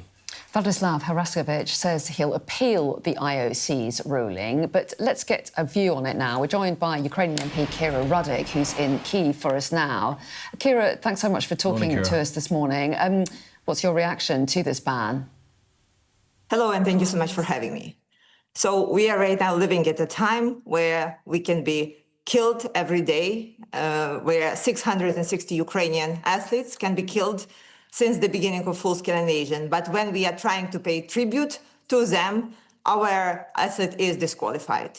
This goes absolutely against the spirit, the values of the Olympics, because there were so many times where they were asked to Russia to stop the killings during the Olympics, to allow the games to continue with at least in the illusion of a ceasefire, and it never happened. So of course we all are standing behind our athlete. We are trying to support him the way we can. We hope that the appeal that he is working on will actually work and he will be allowed back to compete, because there is no crime in remembrance. On his helmet, he has the faces of the athletes that were killed by Russian attacks. Just imagine what that means to the families, to the loved ones of these people, to show that that no matter how painful is the sacrifice, that we continue fighting, that we continue remembering that we are standing as one. This is what his message was. And it is so disappointing that for that he is disqualified. We heard from the president of the IOC, Kirsty Coventry, who seemed quite upset when talking about the conversation she'd had with Vladislav, saying that no one is disagreeing with the message. The messaging is powerful as a message of remembrance, as a message of memory. But, she says, it's about rules and regulations. I mean, what do you make of that there must be rules and regulations in place? There wasn't an athlete from the UK team that wasn't allowed to wear a helmet that was designed, which they thought might give him an advantage. There's no sense that this helmet would give Vladislav an advantage at all, is there? It's just commemorating his fallen comrades. I think the International Olympic Committee has a very weak position here, because there is no reason that you can explain to a person why he would be forbidden. Like when you are trying to really explain like what the rules are about or why they're making this decision, they actually cannot. They just say, oh, the rules are the rules. We are saying we are right now in an extraordinary situation when for 4 years straight, Russia continues killings.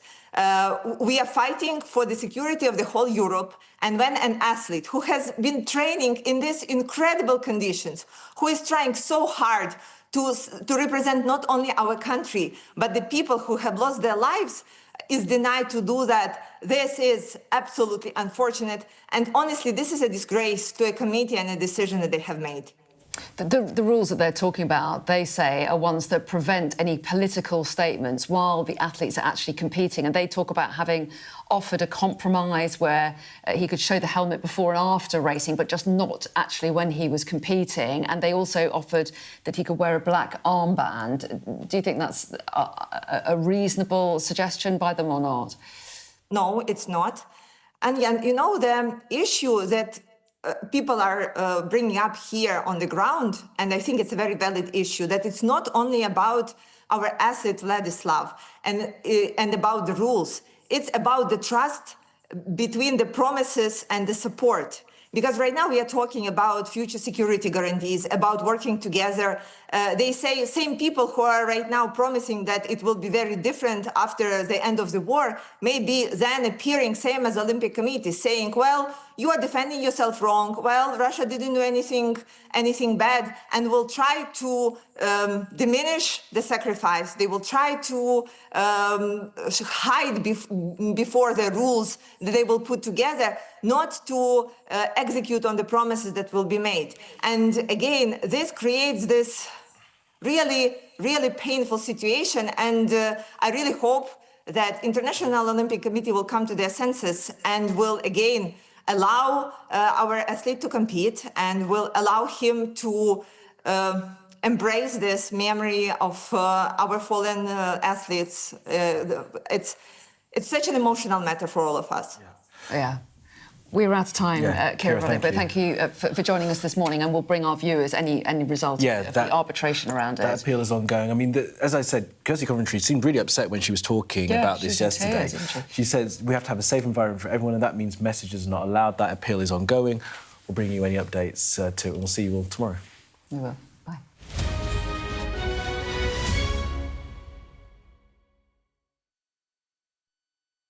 What's the best thing about being a Sky News journalist? Who's funnier? Being a Sky News journalist. A special edition of The World with me, Yalda Hakim. Pakistan had the right to respond. You're like, what? Historic day here today. Congratulations, this is a huge moment. But what happens now?